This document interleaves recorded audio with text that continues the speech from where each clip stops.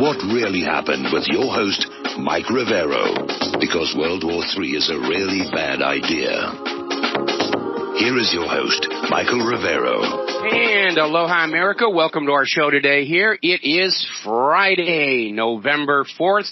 2016. Thank goodness it's Friday. Thank goodness it's Friday. Thank goodness it's Friday. Of course, tomorrow's Guy Fawkes Day. Remember the 5th of November. And they're going to be having celebrations all over Great Britain and associated with that. We have a lot of stuff to talk about today. The phone lines are open, 800-313-9443. The lovely Lady Claire will be joining us in hour number 3 with her unique perspective on the world. And let's get right on into the news here. Now, we are getting confirmation from multiple sources. It's been reported on CBS News. The corporate media is finally having to deal with this, confirming that the FBI found emails on Huma Abedin and Anthony Weiner's laptop that are new and have not previously been seen. Judicial Watch is saying some of this information is classified.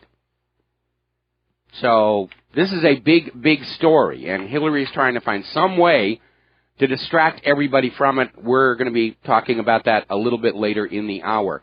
Now, we are seeing a story coming out of WorldNet Daily that Huma Abedin has flipped against Hillary. Yesterday, we were talking about how the fact that this laptop, which she used to share with Anthony Weiner before their separation, had all these State Department emails on it. This violated the terms of her immunity deal and voided it. So now she does not have immunity. She's looking at perjury. She's looking at 5 years in prison. Other crimes are adding on years and years and years of time. And supposedly, according to this source, she is now cooperating fully with the investigation. Now, one of the things that has come on out from the FBI is that Huma Abedin was sort of the point individual for Hillary setting up all her electronic devices, and apparently another email alias that was previously unknown. A lot of hidden identities going on around there. Over at the New York Police Department, as reported in governmentslaves.info, there is enough information on Huma Abedin and Anthony Weiner's laptop to put Hillary away for life. Now, this, of course, gets back to this other issue where the FBI agents were actually ordered by the Department of Justice to stand down regarding their investigation into the Clinton Foundation. Now, we've seen all these people looking from the outside, Wall Street forensic economists who are saying it's not a charitable foundation. It's a slush fund.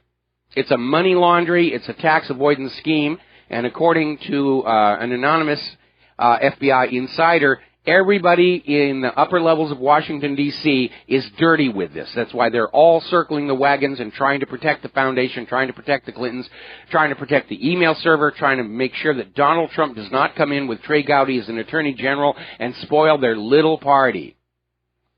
Apparently, Loretta Lynch's old office in New York, from when she was U.S. Attorney for New York and she gave HSBC that sweetheart deal, they were trying to block the FBI in their probes. And it basically tells us the Department of Justice is just as corrupt as the Clintons are. That's the only thing we can take away from that. Now, as you know, we're seeing these reports on Fox News and all over the web that the FBI is saying there are indictments coming. And the corporate media, by and large, is trying really hard to ignore this. They're focusing on the last rallies as we head to the White House, or head to the election, rather. And they're only covering this enough to where they can say, well, yeah, we covered it. Okay, you're happy. Go away now. We made you happy. Some of the stuff that's coming out in the latest WikiLeaks dump of Podesta emails is apparently an Associated Press reporter basically admits faking news stories for the Hillary Clinton campaign. At issue was this thumb drive, which had copies of the emails which Hillary Clinton gave to her lawyer. The lawyer was not cleared to be in possession of this information, was a big stink. This reporter from Associated Press offered to write the story saying that it was all based on a rumor and it didn't really happen. This is why we call the people in the corporate media prostitutes and correspondents. This guy was out there just saying, I'm going to commit fraud against the American people, against our readers, to help out Hillary Clinton. And finally, another one of the emails that came on out in the latest dump confirms something we've known all along. The Hillary Clinton campaign, in their tight relationship with all the corporate media, has been rigging the polls. That's why the corporate media polls are always showing Hillary doing really well, while every single poll not connected to the corporate media has Donald Trump way out in front. Yes, they're rigging the polls. Big shock, I know, but it's nice to get confirmation from inside that, yes, that's what they're doing. It wasn't just a wacky tinfoil hat wearing wingnut conspiracy theory type stuff. Let's take a phone call. Matt in Colorado. Aloha, Matt. Welcome to the show. What's on your mind? Hey, Michael. I know we're inundated with all of the election information. Mm-hmm. I'm just citing an article out of the Denver Post, and Fort Carson set to deploy more than 4,000 troops to Europe in January. Yes. Largest response in rising tensions since the Cold War. I think the election and all of this stuff is a distraction, while in plain sight they are setting up World War III, which I think is probably forget about global warming, forget about the election. I think this is the biggest issue to face humanity. I would agree with you, and I think the writing is on the wall that if Donald Trump is able to pull off a miracle next week and overcome the massive amounts of election fraud being deployed against him, that the war powers are going to start World War III before he can actually take office and stick him with it, the way the bankers stuck Herbert Hoover with the Depression of the 1930s.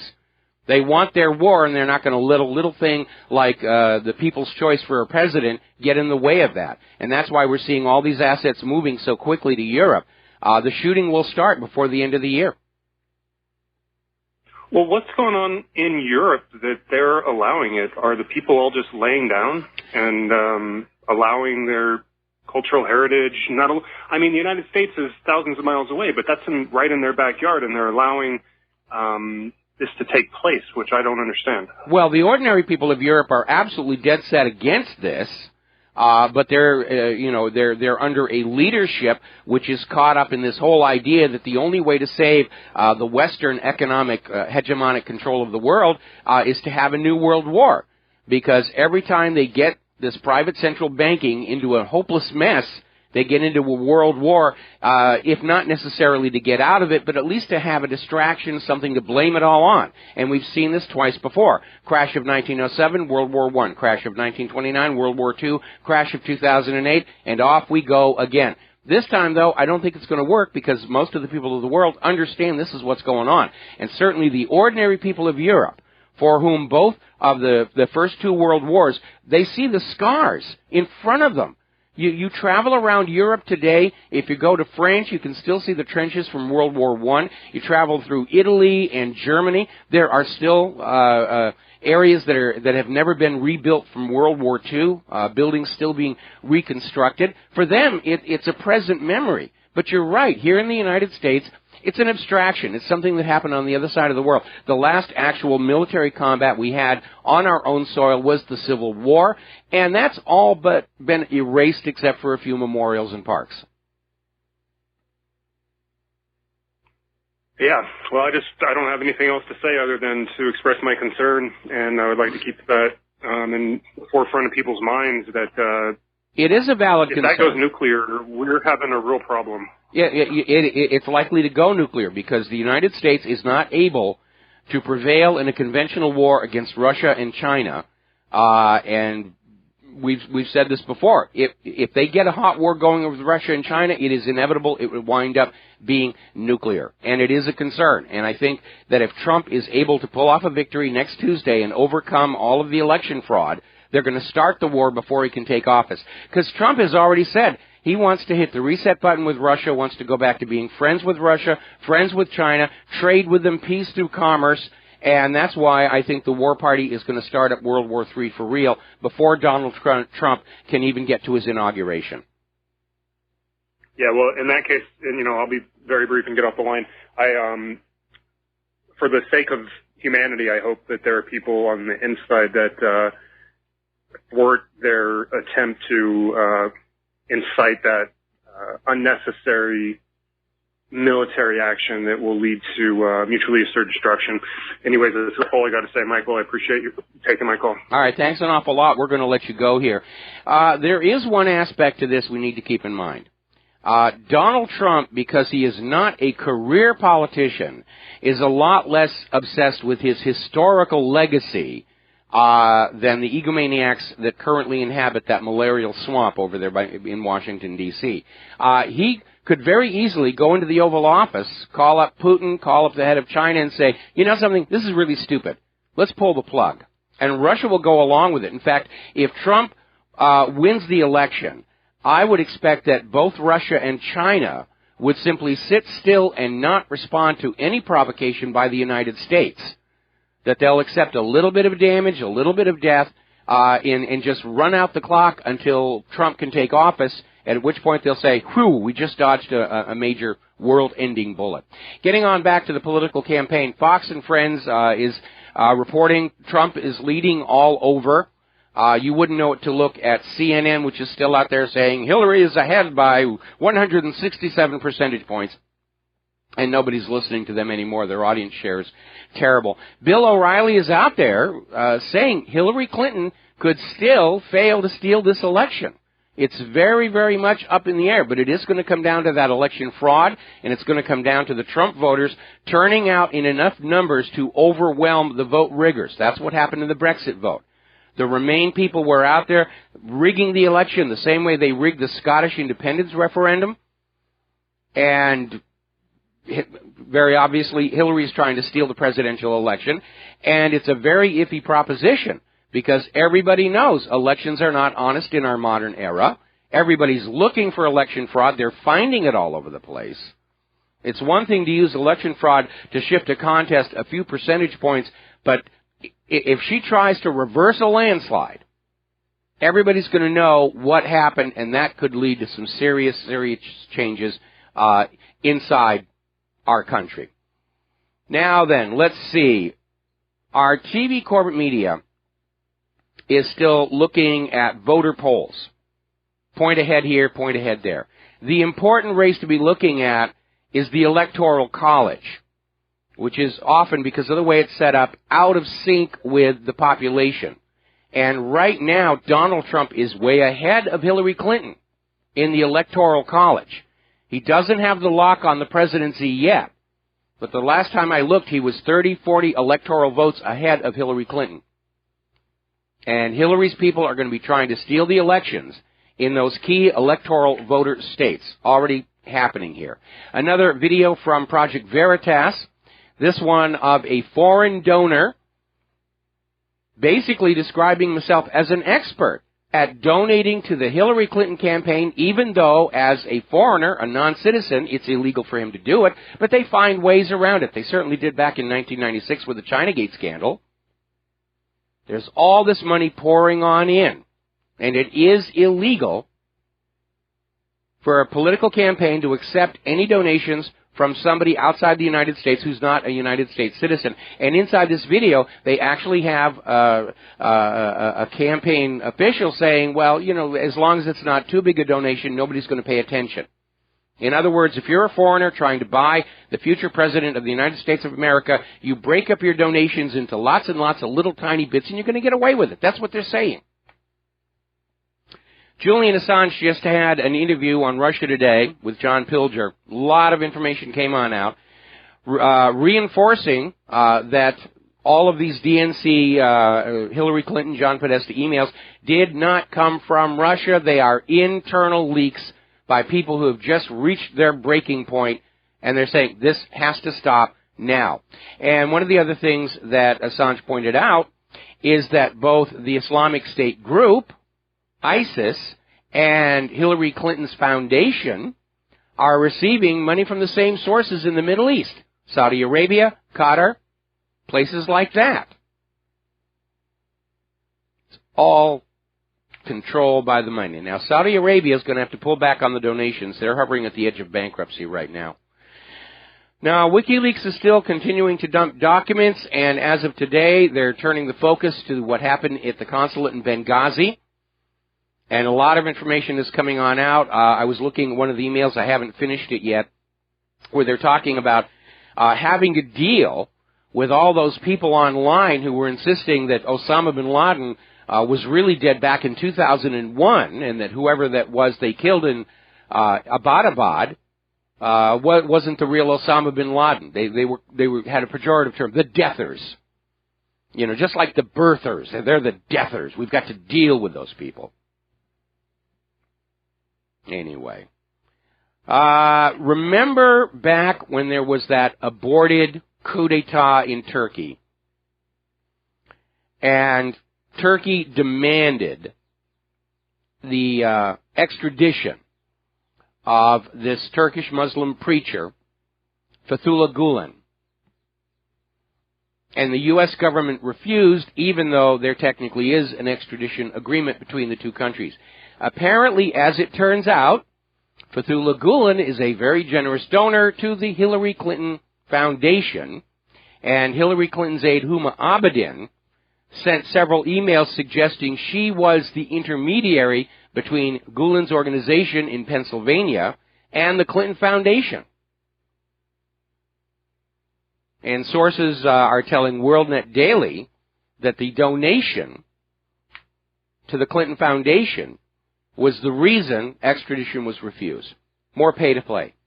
It's just out there. Now then, I want to talk about propaganda and distractions. Earlier this week, in an effort to get us all to not look at the really serious crimes of pay-to-play, exposure, possible sale of U.S. national secrets to foreign governments, illegal donations coming into the campaign and the rest of it, they dangled a tawdry sex scandal in front of us. It started out with, you know, some child sex and trafficking and all the rest of it. It didn't get any traction. So, betraying the panic coming out of the Hillary Clinton campaign, they ramped it up. And they're throwing out all kinds of nonsense, saying there's Satanism going on and seances. And supposedly there was a letter. This was published by Fox News. It's claimed to be a letter from the hacker Guccifer to Fox News saying that Hillary is a high priestess in a satanic cult. Now, we have no way of knowing who actually wrote the letter.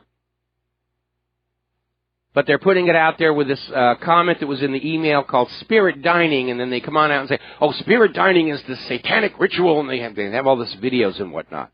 We don't actually know what was meant by the term in the email because it isn't elucidated. The definition is being created.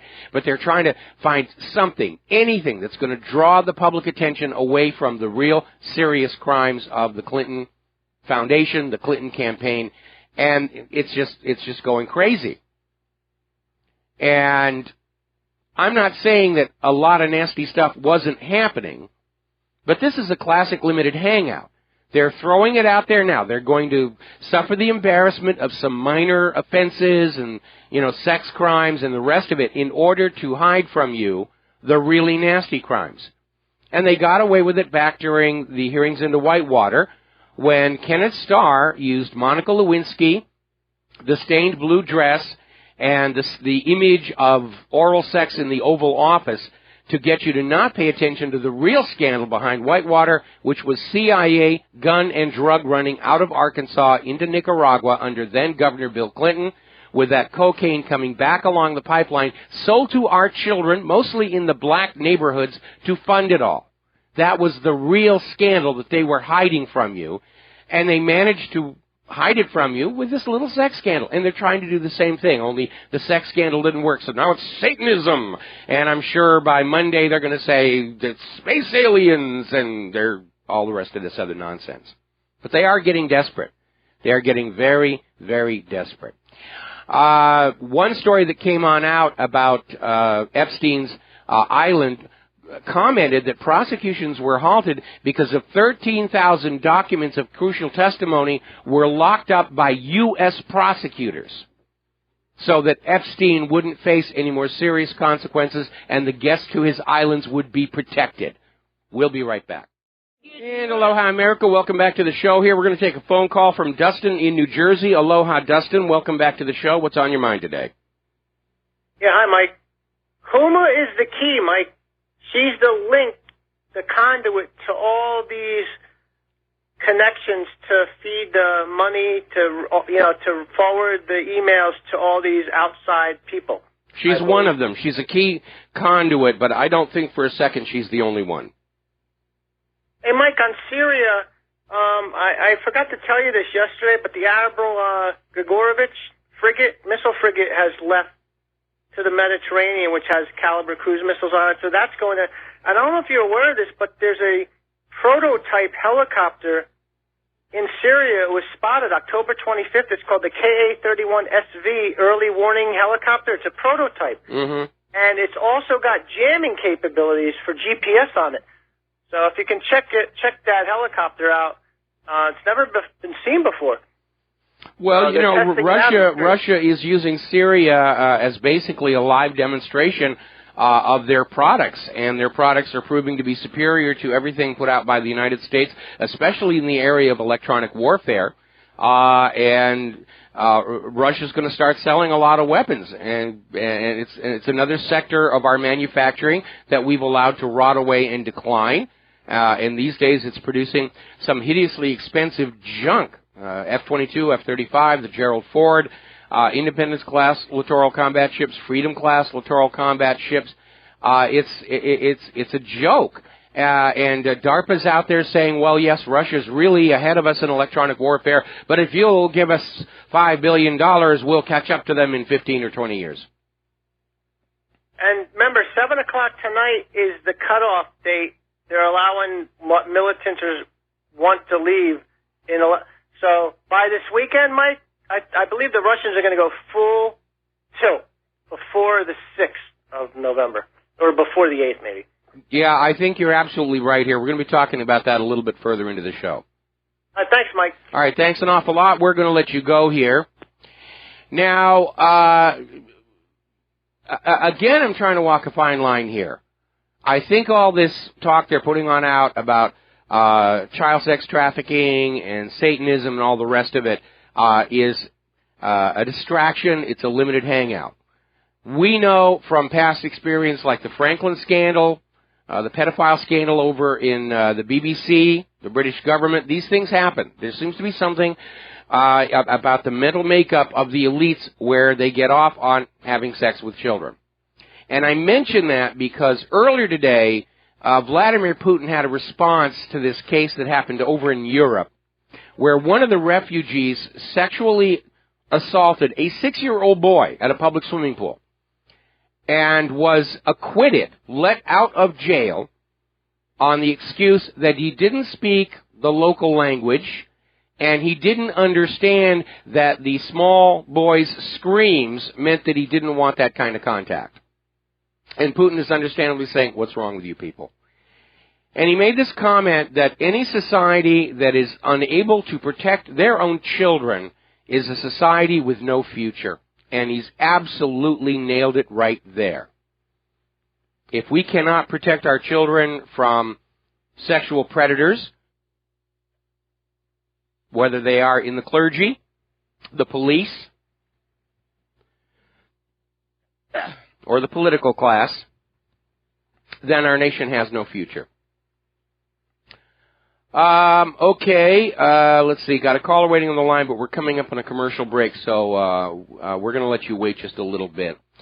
A lot of people are now starting to laugh at Hillary Clinton over her claim that Donald Trump has a secret computer server of his own in direct connection with Russia. Hillary really is projecting.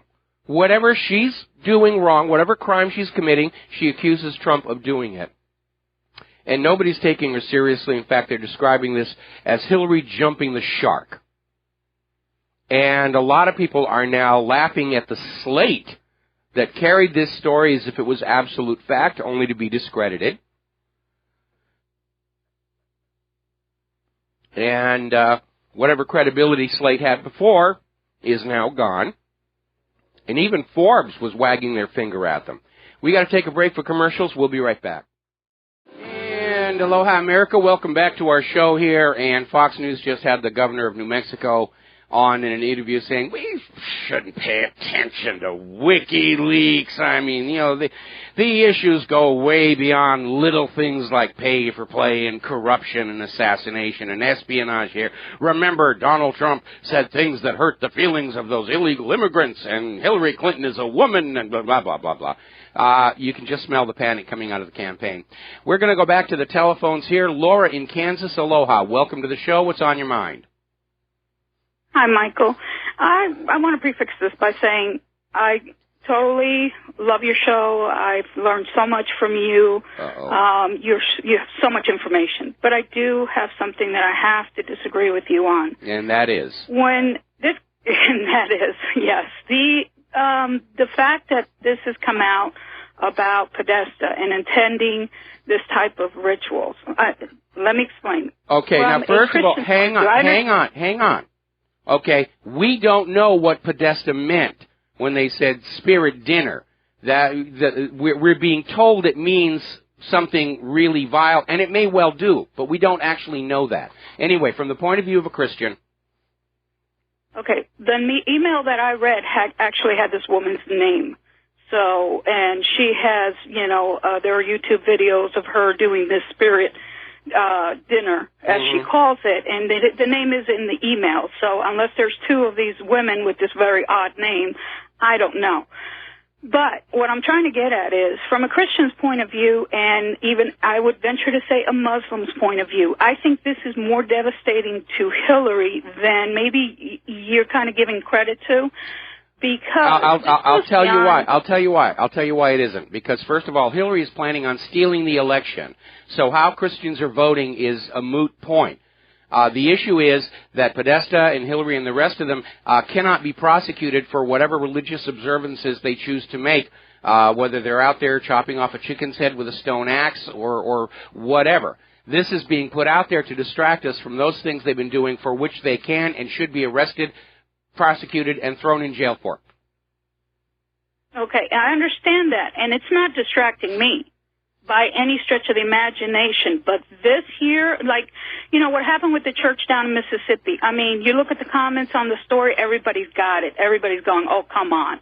That was staged. She's trying to get back some of the African-American votes that she lost from the comments her donor made. You can see that staged. My point with this is that you have an overwhelming majority of people that do believe in God in this country, whether there are other people that don't. The fact of the matter is you do have, and that's a huge portion of the population, including African-Americans. Laura, listen to me. Hillary doesn't think the Christian vote is important because she's planning on stealing the election. Okay? I understand that, but if you get enough Christians and Muslims against her, they're going to pursue her even beyond her stealing the election. You understand what I'm saying? Is how can they pursue her? This spirit dinner hasn't broken any laws. Unless they catch him with, eating a human being or something. I'm saying, I understand that. Okay. What I'm trying to say I hear what you're saying, Laura. I hear what you're saying, Laura, and I understand your concerns about it. But I think it's being used as a distraction. And contrary to the governor of New Mexico, we do need to stay focused on WikiLeaks and those crimes that have been committed for which the arrests and warrants and prosecution and prison are warranted here. Laura, thank you very much. We're going to let you go here. And we're going to get on back to the news here. As I mentioned, we've reached a point where they're not even trying to hide the election fraud anymore. Apparently, over in Philadelphia, police have now raided another office in this voter registration probe, where they're fabricating Democratic voter or for the general election, just voter registrations in general. They're faking them. Down in Florida, which, as you know, has a very vile reputation for election fraud to begin with, it's getting nasty. We're now apparently aware of 150,000 vote-by-mail absentee ballots were opened and counted without the canvassing board verification. That's a complete violation of election law. And the GOP is charging that Republican votes for Trump and for Republican members of Congress were simply being discarded. There's no checks and balances on that. Yesterday they were saying it was only 10,000. Now it's up to 150,000. Apparently, huge numbers of the absentee ballots coming into Broward County are illegible, where they're supposed to be filled out with name, address, and the rest of it. It's such a scrawl, it can't be read, but they're still counting them. And now, election employees in Broward County have been caught red-handed filling out absentee ballots. It's right out of Stalin. People who vote decide nothing. People who count the votes decide everything.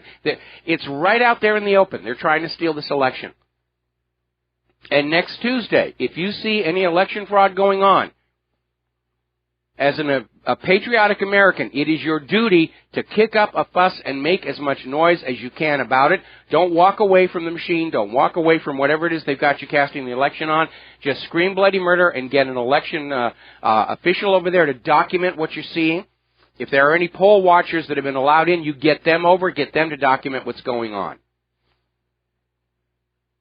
And the irony of all this is we're seeing this story from America Online about how the U.S. government is launching a massive effort to stop Russia from hacking the election. Harumph, harumph, harumph. They're still out there. Russia's hacking the election. And if anyone's going to hack the U.S. elections, it'll be the Democrats. You tell Putin to just wander off and let us steal the election our way. Now, not too surprisingly, a new poll is now showing that Americans think the corporate media is a much greater threat to the integrity of the election than Russian hackers might be. Now, up in New York, there's an elementary school, and they were having a mock election. Now, the public school system is part of the indoctrination.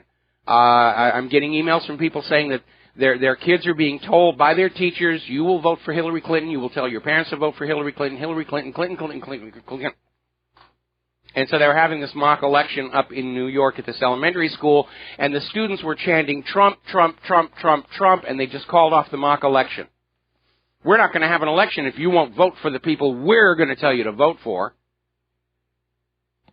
It's just completely, completely out of control. And we're getting our daily dose of booga booga. The U.S. is warning of possible al-Qaeda terrorist attack on Monday, targeting New York, Texas, and Virginia. Now, this may be intended to bolster support for the Queen of War, Hillary Clinton, but in fact, it actually validates Donald Trump's concern about open borders. And if some kind of an attack actually happens, it means the current Democratic administration has failed yet again to protect the American people. Now, the story is already mutating, because it was on Fox News a little while ago. There's going to be a massive cyber attack Monday and Tuesday. I can imagine my server's going to be on that target list. They're getting desperate out there. We're seeing more and more stories like this one from SHTFplan.com, where they're saying that a blatant attempt by Hillary to steal the election from Donald Trump could create post-election chaos. What I think is the most likely thing that's going to happen, we're going to be back in 2000 all over again, and once again it's going to center on Florida, where we're never really going to know who actually won the election. It's just going to be fraud back and forth. It's going to go to the courts, could go to the Supreme Court again. This time there's a complication. There's only 8 justices on that bench. And they could split, 4 for Trump, 4 for Hillary Clinton. And at that point, Obama can say, well, we're going to throw the election out. I'll just be good enough to stay in office for an additional year, and we'll try the elections again next year. And hopefully the vote stealers will have their act together again after all that time. All right, let's take some phone calls. Charles in St. Petersburg, what's on your mind? Hi, how you doing? Well, except for the cold, I'm fine. I just wanted to alert people. I don't know if this has to do with the point, but this Gordon Duff is really irritating me. His Veterans Today, he's writing the biggest crock that I've ever read about the FBI trying to take over the United States, and there's this big long smear about J. Edgar Hoover and Clyde Tolson, and trying to link Trump to this. It's just Gordon Duff's real name is not even Duff; it's Foote. You know, we don't even know who this character is. He claims to be a Vietnam War hero, but he doesn't use his real name. Well, we're seeing that all over. I mean, I was being sent these articles from these various liberal sites saying, you know, tell the FBI to keep their hands off the election. Well, the FBI does not have their hands on the election. The FBI is investigating crimes for which there is considerable evidence. And what is really coming out right now is, like attracts like. The Clintons are a criminal family, and all of their supporters have to be okay with that. They're okay with drug smuggling. They're okay with selling cocaine to our kids. They're okay with money laundering. They're certainly okay with stealing Trump signs off of private property, vandalizing, committing violence at the Trump rallies. If you want to look at a new modern Nazi party, that's it right there. You know, not these costume guys that go on down there to help raise money for the ADL, but I'm talking real Nazis. The duck test. They passed the duck test. And there's pedophile rings, everything. I was listening to Alex Jones, the whole thing. The FBI and New York Police Department are coming. Oh, according to Gordon Duff, this is all a big plot, though. It's just. Well, I would remind Gordon Duff, the Franklin scandal.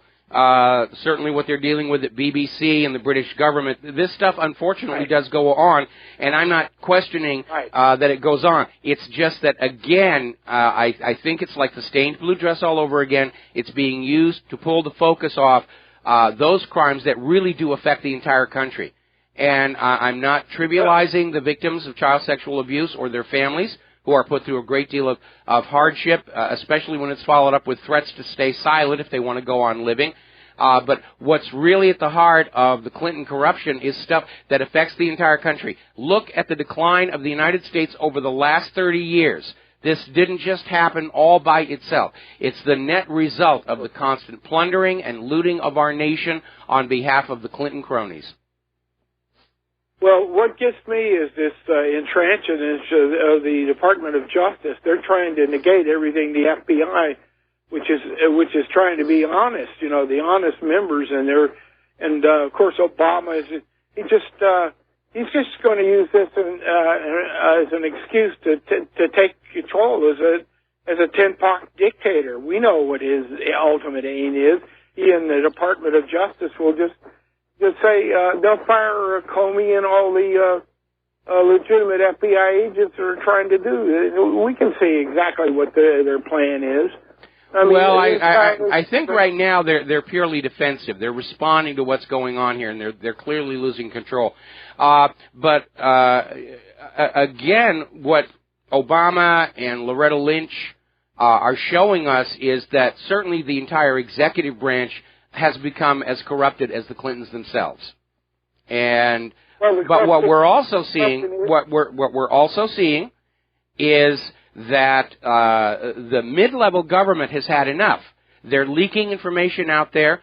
Comey's hand was forced by his own rank-and-file FBI agents, plus the New York Police Department. Now we're finding out the Dallas Internal Revenue Service has actually been investigating the Clinton Foundation for 4 months now over whether it actually qualifies as a tax-exempt organization.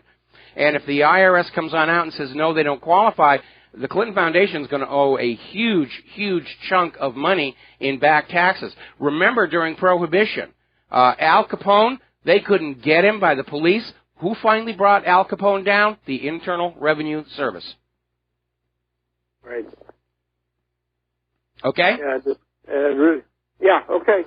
All right, thanks an awful lot. We're going to switch over to James in Hawaii. Aloha, James. What's on your mind today?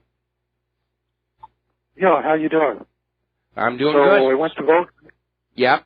Went to vote in early voting, and that entire 7th floor was full of people who looked like me. You know, people who remembered Clintons. Let's put it that way. Yes. Probably with their voter registration lapse. So I'm predicting, funny as this may sound, I've talked to some millennials as well, I'm even predicting that Trump might possibly win this state here, because now that Senator Inouye is dead, we don't really have no influence in Washington. that Brian Schultz. It could. Well, we had this weird thing happen during Halloween when we were out there, and I was wearing my Hillary for Prison T-shirt and one of the buttons, just like what I'm wearing here today. And one of the local politicians running for re-election was out trick-or-treating with his kids, and he came running up. He'd seen the word Hillary on the shirt and said, "Oh, good, a Hillary supporter," and he held his hand out, and he was all going to be friends. Then he got to prison, and he turned around and left like I had leprosy or something. And the sense I got was that he hadn't seen any Hillary supporters out there. And here was one, and he was going to go and court the vote, and then he found out, that I actually want to see Hillary with a ball and chain.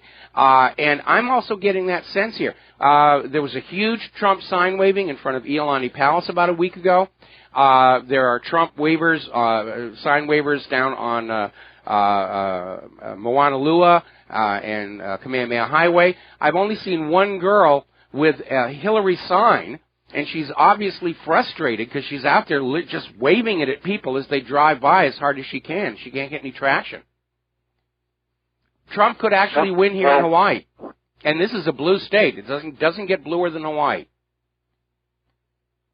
Yeah, I agree with that. We have our elections, whether it is at May or April, I think it is. Whoever wins there usually wins. Yes. Okay, so. But I think Governor Lee is a good guy. He's probably going to keep it honest. Otherwise, it'll be another one of those 1%ers. Well,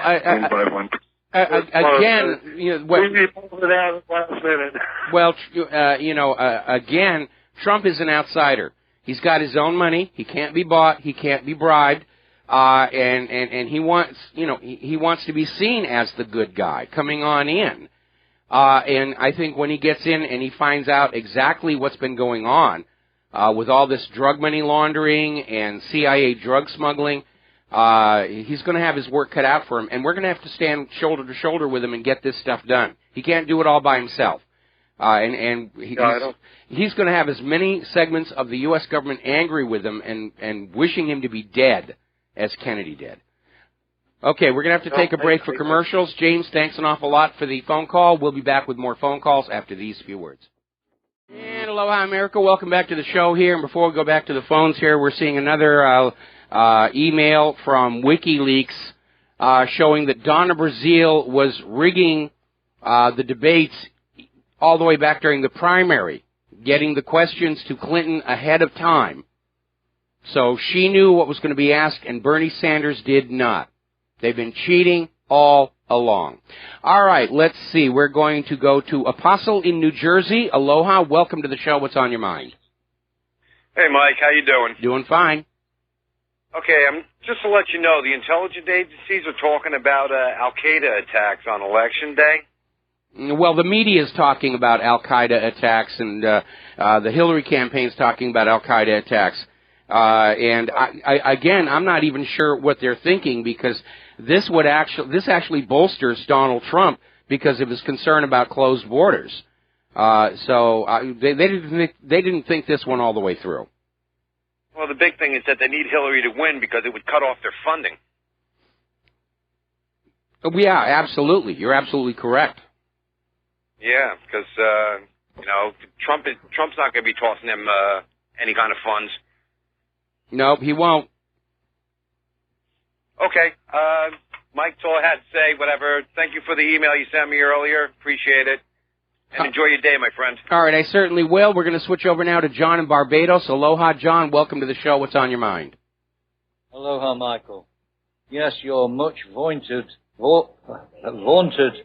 collapse of the federal government appears to be in slow motion, while the FBI undermining the DOJ, the DOJ undermining the FBI, the IRS investigating Clinton, the Clintons going crazy, Huma Abedin. A nation divided against itself cannot stand, and I see this collapse that you predicted would happen is already underway. It does feel like it indeed, and we're also getting word that apparently up in New York, the state authorities are getting ready to start making raids and arrests for the sex crimes aspect of their investigation, which is the reason they were looking at Anthony Weiner's and Huma Abedin's laptop in the first place. Well, I think things are getting really desperate as well, because now we know, with all these additional missile-carrying warships at the eastern end of the Mediterranean, ready to go after Aleppo and Raqqa and various other places in Syria, I still think that eventually this will bring Russian and Syrian armed forces up against the small American contingent in that nation. Well, I think that's the reason. I think that's the reason for the carrier and the guided missile ships to be there as a deterrent, saying you really don't want to get involved here. You're not invited into Syria. You have no business here, and we're taking care of the terrorists for you. And the other thing is, of course, we're still getting stories about the American military hindering the Iraqi army as it takes over Mosul. They've already entered several outlying districts. Yeah, and they're trying to stall that one as well.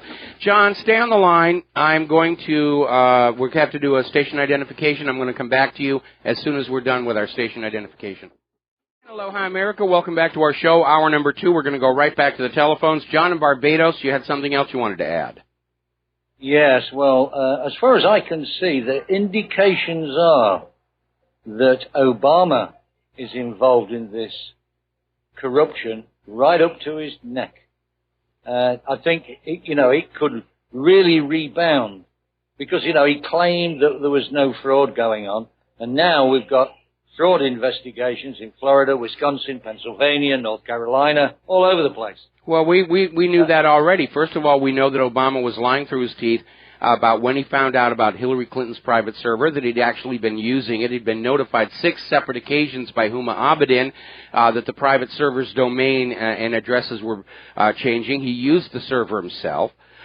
We know that Hillary Clinton certainly would not have taken it on her own authority to be sending weapons to ISIS and Al-Qaeda in Syria, that had to come from above. And I don't think Loretta Lynch would take it upon herself to be blocking the FBI investigations unless she were getting orders from above. Well, I think looking at the information currently available, and there's obviously a lot more to come over this weekend, there's grounds now for impeachment, not just of Hillary, but Obama too. Absolutely. And actually, Obama has committed impeachable offenses all along. Congress lacks the spine to actually do anything about it.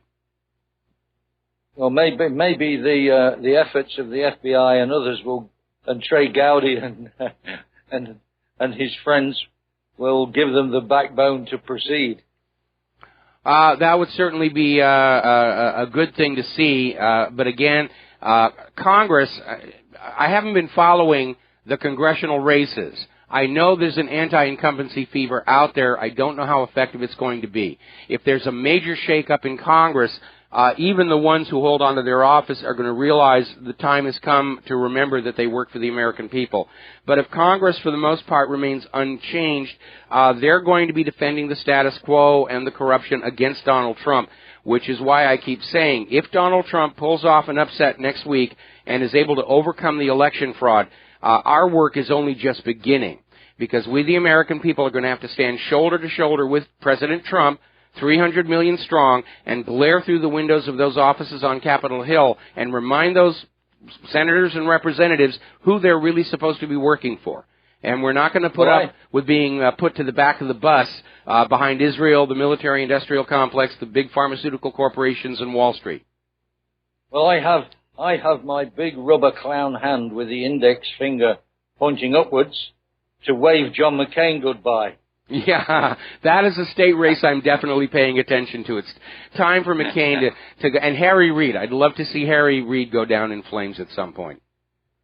Well, I can see that some of these states that are really blue and are not considered to be, if you like, in the swing state areas, they could go Trump.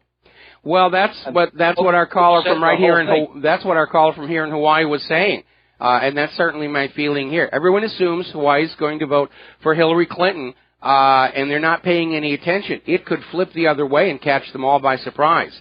I mean, that's how Obama got on the inside back in 2008. They weren't paying attention to him. until all of a sudden he was a force to be reckoned with, and they had to deal with him. So next Tuesday we're going to find out what's really going on. But again, a reminder to all of our listeners, okay, I would say probably starting Monday morning, turn off the corporate news media. Don't listen to forecasts. Don't listen to polls. Don't listen to projections. Just get out there and vote on Tuesday. And if you are voting for Donald Trump, wear red. That's it. Because these safe blue states may not be safe at all because the vote riggers don't seem to be too heavily involved in those states, and Donald Trump could steamroll through. Yeah, he could. We could see that. I mean, I'm hearing from people in some of these other traditionally blue states saying, you know, everybody around here has got Trump signs out.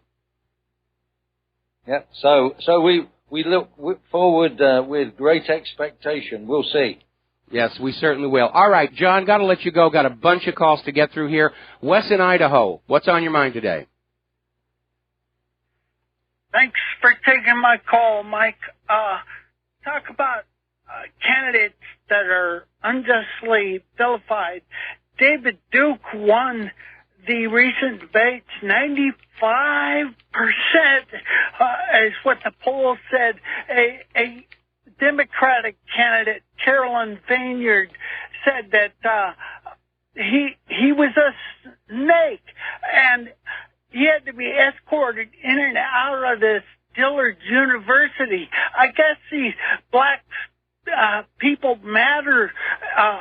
We're supposed to believe that the police are doing drive-by shootings on people like Eric Garner, 360-pound man that was selling cigarettes to 10 and 12-year-old kids. Is that the kind of man that Colin Kaepernick is not standing up for? Here's a picture of the Zuma Press of Michael Brown's stepfather, Louis Head, just minutes before he was going to loot and burn the city of Ferguson. He's got a shirt on of his stepson, Michael Brown, with a mortar board hat on his head. Is he a Princeton University scholar? Is that what we're supposed to believe? Colin Kaepernick, I guess. Okay, Wes. Okay, you're kind of jumping all over the place here again, and you're hyperventilating, and I need you to make your point. Well, David Duke won the recent debate by 95%. I hope you'll cover that issue a bit. I mean, David Duke is he's a very smart guy. We've had him on the show. I was very impressed with him. Yes. And they're calling him Holocaust denier and KKK, trying to vilify him. When he was a state representative, almost got the governorship, and it looks like he ought to get the Senate seat with 95%. Well, it would be nice to see him do that here, because mostly I think we're all suffering Israel fatigue. We're sick and tired of constantly having the Holocaust rubbed in our face by Hollywood and Israel, especially since so much of that official story has already been discredited.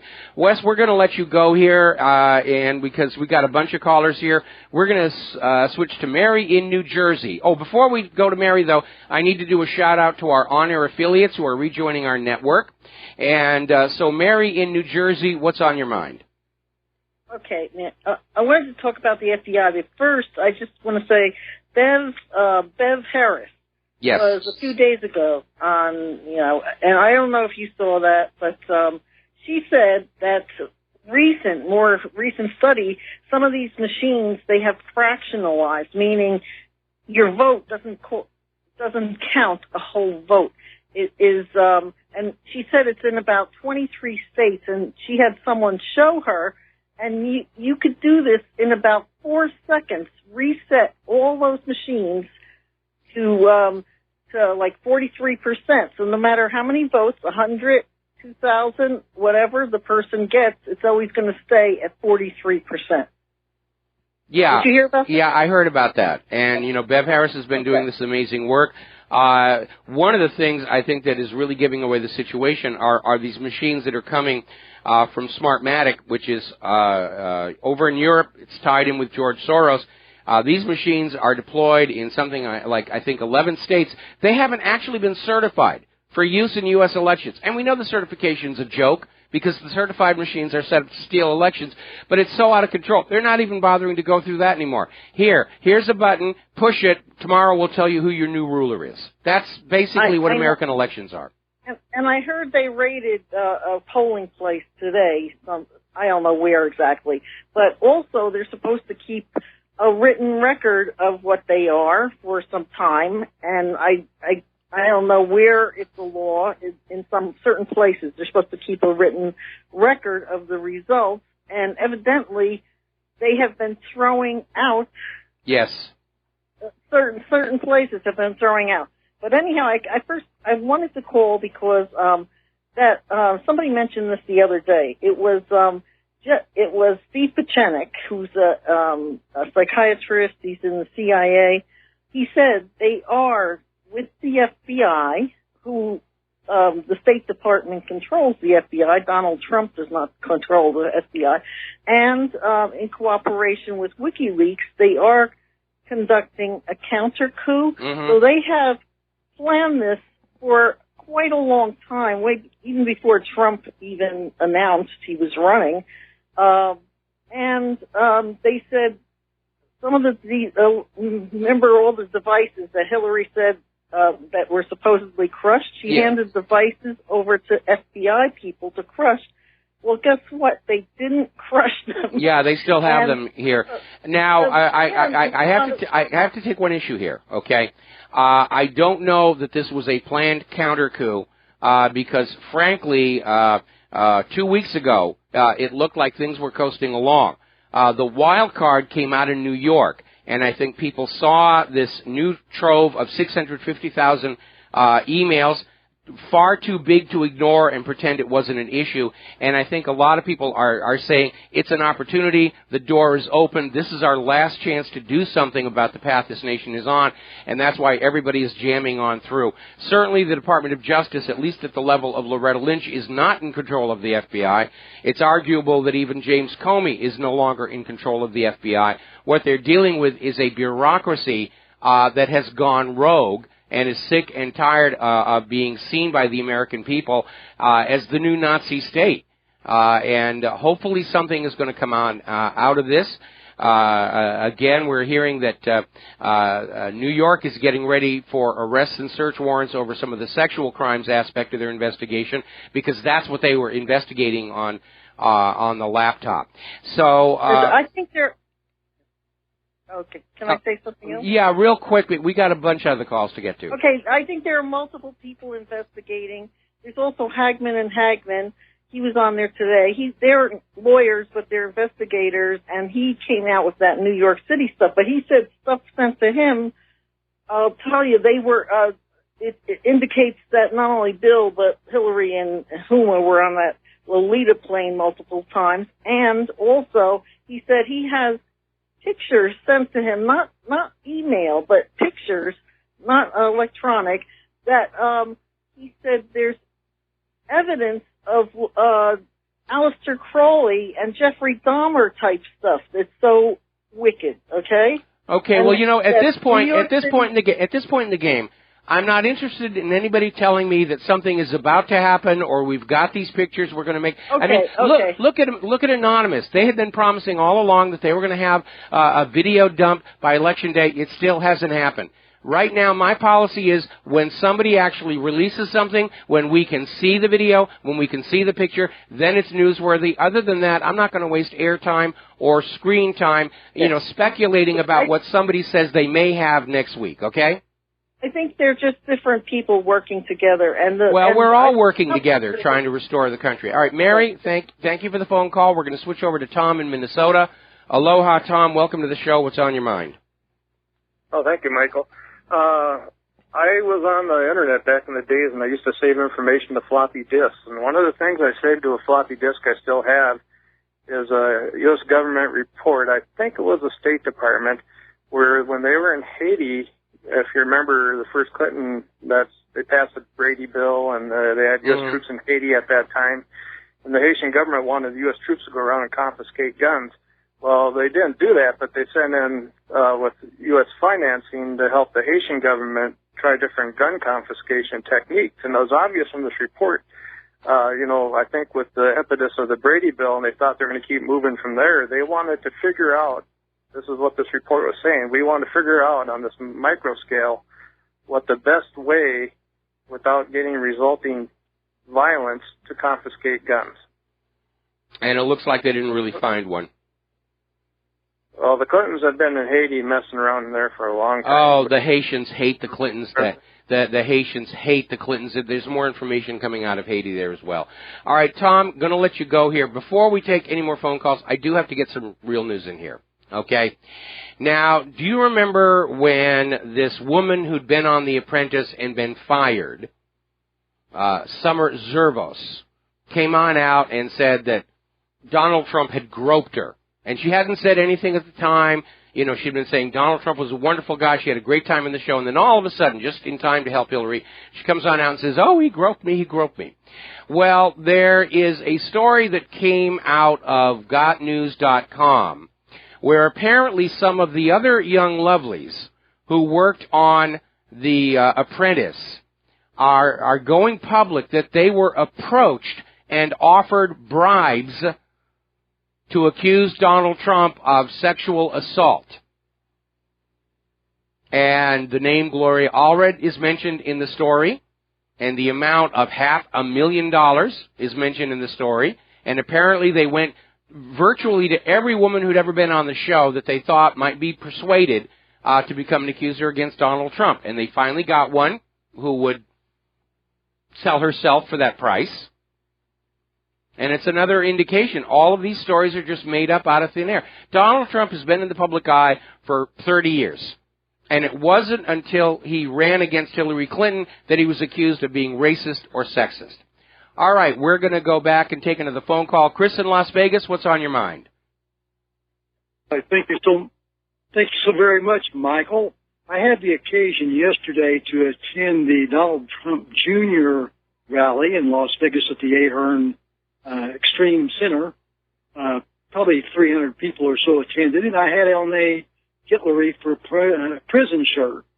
And they originally, two of us arrived wearing similar shirts, and we were approached thinking they were Hitlery supporters infiltrating the crowd, although when they saw the in prison, they were greatly relieved and became instantly cordial and appreciative of our attendance. Yes. And I thought it was in total opposition to your observation, but I was glad of it. Well, the gentleman who came up trick-or-treating to my door was obviously a Democrat. And it was just the eagerness that he had to see somebody wearing a Hillary T-shirt was very, very telling. It was clearly not something he'd been seeing a lot of. Anyway, anything else, Chris? No, thank you very much. It was cautionary, but it was great. Thank you very much. All right, thank you very much. We're going to switch over to Angela in North Carolina. Angela, welcome to the show. What's on your mind? Hey, Mike, how are you? I'm fine. Okay, I was just making sure you could hear me. I'll make it really quick.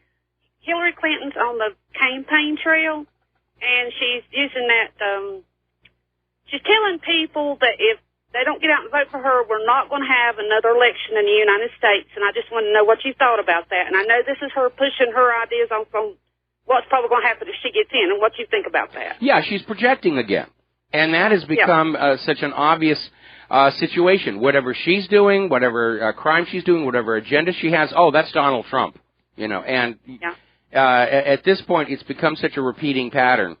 And obviously one of her campaign advisors had said, just go on out and say that Donald Trump is the Antichrist, and, we'll just take it from there.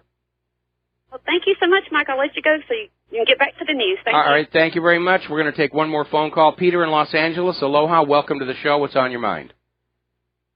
Hi, Mike. Happy Friday, man. Happy Friday. Hey, I want to just make a point here about people.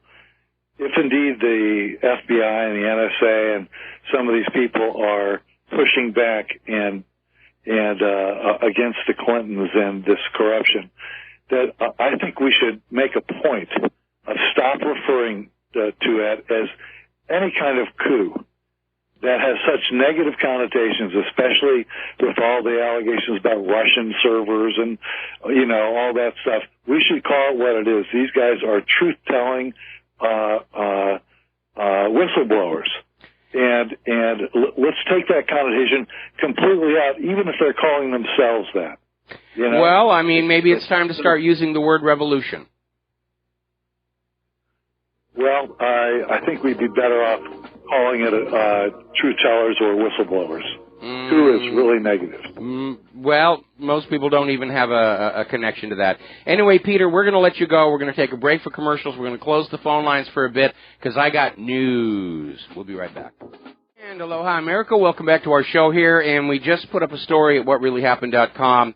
And it's basically a link to the Wikipedia page about the Keating 5 scandal.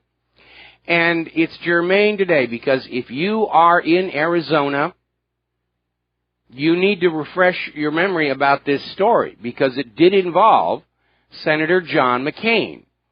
And basically, this was a huge scandal back in 1989, and it involved Alan Cranston, Dennis DeConcini, John Glenn, John McCain, and Donald Regley.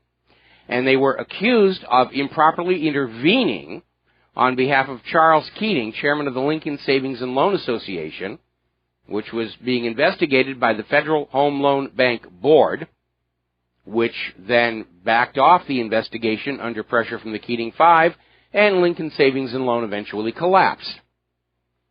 And McCain was right in the middle of that. So you Arizona voters need to be paying attention to that before you head to the polls.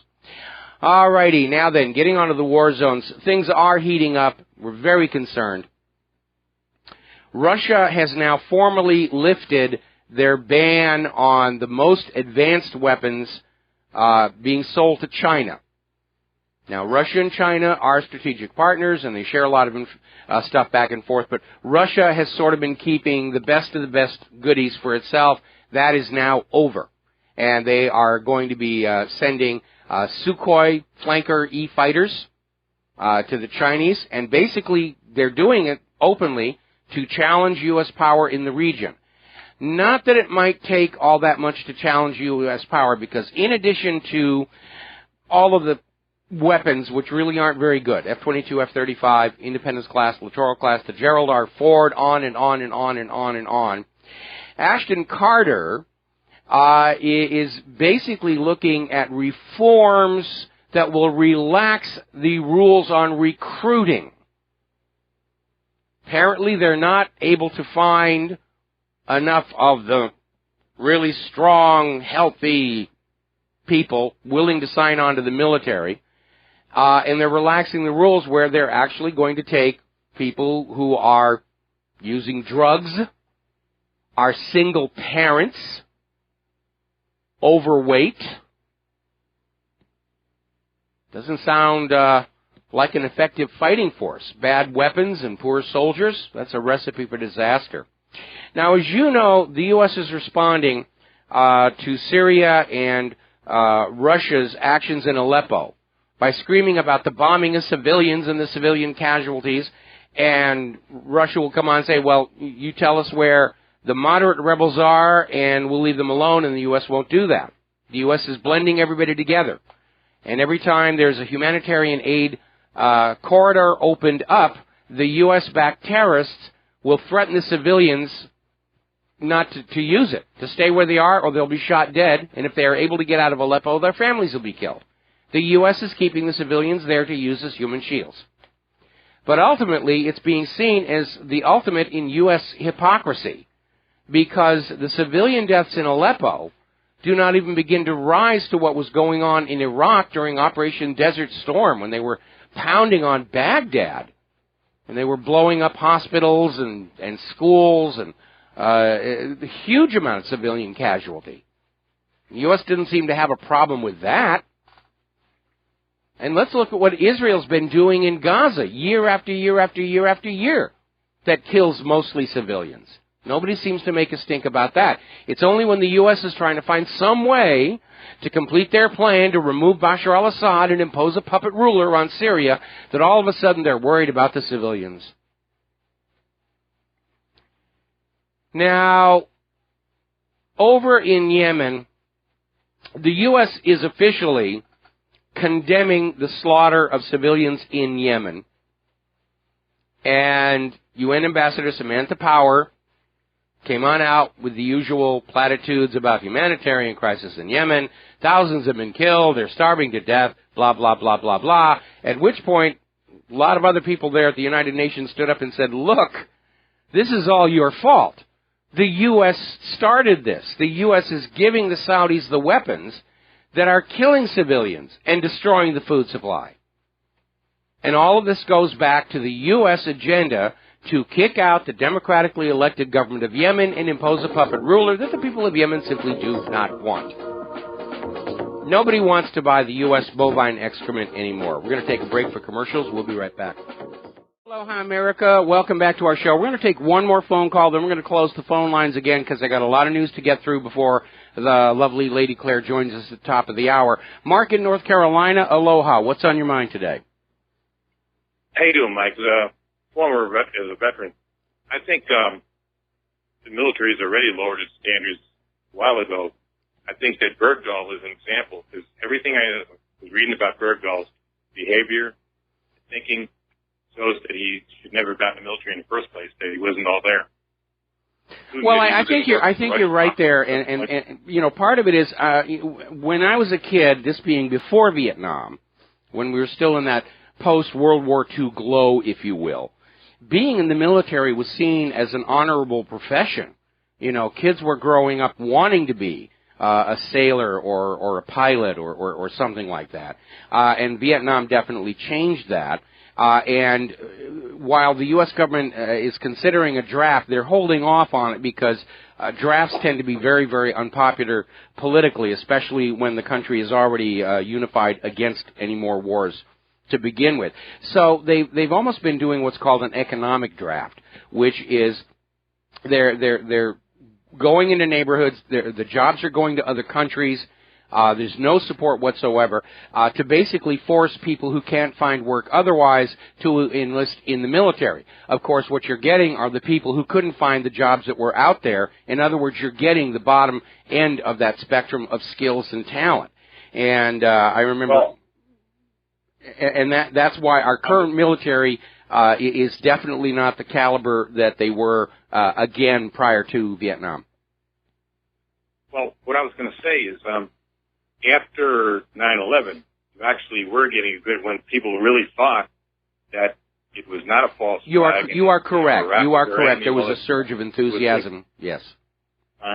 But when people started realizing what a load of garbage that thing about Iraq was, and started questioning about whether 9/11 was really the way the government was saying, this started, and as they kept on moving these guys back and forth into the war zones, things started getting a little more unpopular. And I also say this, if they try a draft, you talk about a revolution, if they try a draft now to push their wars in wherever, like Syria, or try to start a war with Russia, you really will see a revolution, because young people of today, they're not going to go.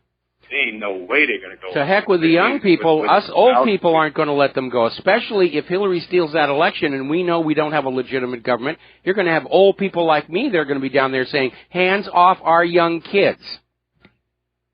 Oh, yeah, I mean, but I'm saying, but they still, if they start drafting, the young people are the ones that started rebelling during the Vietnam War.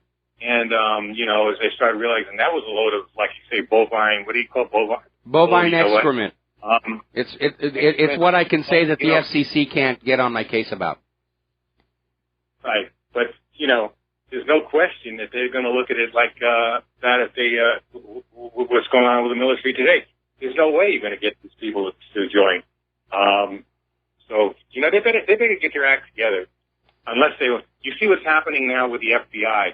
Even the FBI, which you know I basically consider stooges of the government, but even there, you see the patriots. In the FBI, they are only going to take so much and then rebel.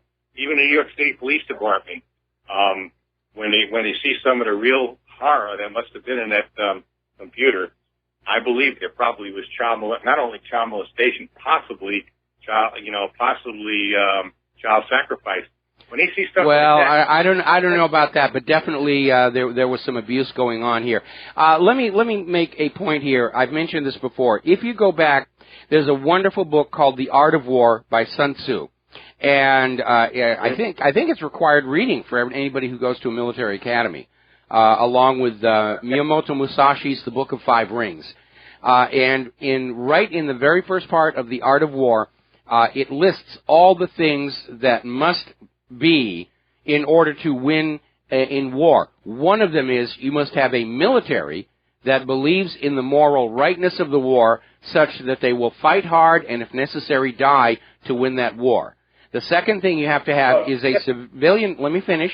The second thing you have to have is a civilian population that believes in the moral rightness of the war such that they will bear the hardships war brings even to the victorious side. And the U.S. government has neither of those. well, yeah, even when you look at World War II with the invasion of Russia, until Stalin started appealing to the patriotism of Russians, not of communists, and stopped the purges and all that, and the people started realizing the Nazis were even worse than the communists. That's one of the reasons Russia, folded in the beginning. And until they got understood that the Nazis were even worse, and Stalin started to understand, you better start appealing to Russian nationalism rather than some kind of, ideology, globalist conflict philosophy. Yeah, that's when then the Russians finally turned it around and started kicking the Germans' butts.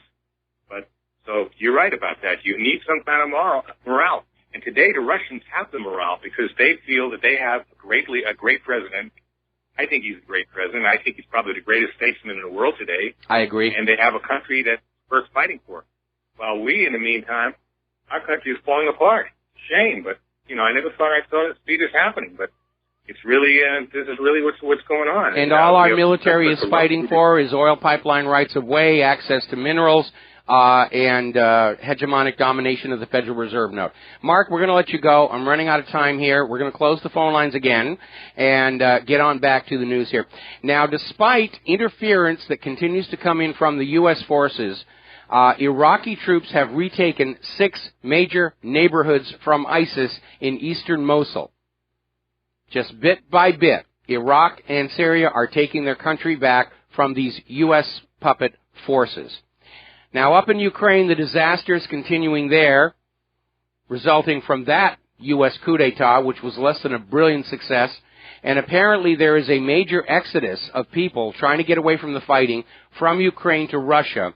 80,000 people a week, and estimates are a quarter of them will never bother to try and return to their homes. They're leaving their homes forever. We're in the middle of the biggest refugee crisis since World War II, which makes sense. We're into World War III. I'm convinced that 50 years from now, the history books are going to say we were in World War III at this particular point in history. Now, story that came on out from the D.C. clothesline. Something big is underway on all fronts. Within the next few weeks, the future of the United States will be decided, and they're talking about this major military buildup over in Eastern Europe, right up against the border with Russia. Battalion-sized element of American troops at the Suwalki Gap, Polish territory, borders Lithuania, and U.S. forces deploying in Poland. We're hearing fighter jets exercising over Pearl Harbor here right now. And Britain is deploying 800 men, tanks, and jets to Estonia. Challenger 2 tanks, APCs. 2 companies of French and Danish soldiers are joining them. I think that next Tuesday, if Donald Trump pulls an upset and is able to overcome the election fraud and repeats Ronald Reagan's come-from-behind victory, I think they're going to start World War III before Donald Trump can get into office. I do think that's what they're going to be trying to do. Now then, it turns out that President Obama is able to deploy all these troops over to Eastern Europe because he's using this special slush fund that was set up for the war on terror. Now, he's not obviously conducting a war against terror when he's positioning troops against Russia. But he's able to basically pull from this fund and pay for all of this without needing to go back to Congress for any permission. With this terror slush fund, Obama can effectively start a war without Congress having anything to say about it whatsoever. That is illegal. It is unconstitutional. Under the Constitution, only Congress can declare a war. By the way, if you're living in Michigan and thought that maybe you were under attack, you weren't having bad dreams and hallucinations, apparently a U.S. military aircraft accidentally dropped a number of training bombs and missiles over the state of Michigan. Rather reckless and careless. They were training bombs. They won't explode, but obviously when they hit the ground, they're traveling fast enough to cause a huge amount of damage. I remember when I was a kid, I've told this story before, they were just starting to test Mylar as an anti-radar system. And dead of winter, they accidentally disgorged a couple of tons of this stuff over our town in New Hampshire, and it just turned it into this amazing Christmas scene of tinsel everywhere that you could see. It was just one of those weird things that happened. It was a beautiful, beautiful thing to see. I'm sorry nobody had cameras and took pictures. I didn't have a camera at that stage in my life. I was a little tiny kid. Turning to the economy, the Saudis are now bracing for bankruptcy. Yes, they may have money to be pouring into the Clinton campaign, or they may be laundering it for somebody else. But apparently this 2-year drop in oil prices resulting from this poorly thought out oil price war by the United States has inflicted a major blow to what was once one of the world's richest economies. And they're now saying, if the situation does not change, Saudi Arabia will be bankrupt between 3 and 4 years from now. The question I think needs to be asked is, why isn't Saudi Arabia cashing in some of their U.S. investments that were part of the petrodollar deal? What is constraining them from saying, we want our money back? That's an important question. Let's see. Over on the streets of Paris, there's effectively a war. Armed migrants are fighting running battles in the French capital over turf. They're not even fighting the French people and the French authorities. The French authorities aren't even doing anything about it. There's different factions within. The refugees are now fighting over neighborhoods. Who's going to be in which neighborhood? And they're out there with weapons, all the way down to wooden clubs. They're beating each other with wooden clubs there. Just a reminder of how well that whole open border thing that George Soros loves is working out. Story coming on out here. This is from the Express over in Great Britain. Germany's at the boiling point. Things have gotten so bad that German people are forming gangs, going out on the street, hunting and attacking the refugees. And apparently this is getting to be a common situation. Now, the German authorities, under the tender ministrations of Angela Merkel, are out there saying, you have to love the refugees. You have to embrace the refugees. It's amazing.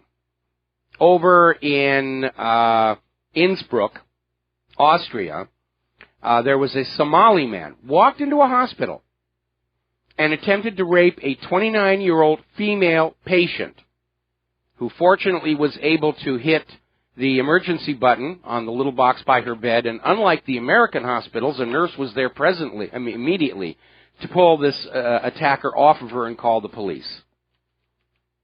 And as I mentioned before in the show, Putin was looking at this recent story where one of the refugees literally raped a small boy at a public swimming pool and was acquitted of all charges on this idea that he didn't speak the local language and had no way of knowing that this 6-year-old screaming meant that the 6-year-old objected to having what was done to him. And Putin made a comment that went in the quotes file. When a society cannot protect their own children, they have no future. Now, Michael Savage, who I'm all of a sudden finding myself more and more in agreement with, much to my surprise, is out there saying we're being invaded right now. More than 3 million foreigners, refugees, and illegal immigrants have come into the United States in 2014 and 2015.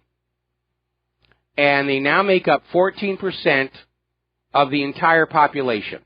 If it keeps up at this rate, in 7 years' time, we American citizens who were born here, grew up here, our families have been here, will be a minority in our own country.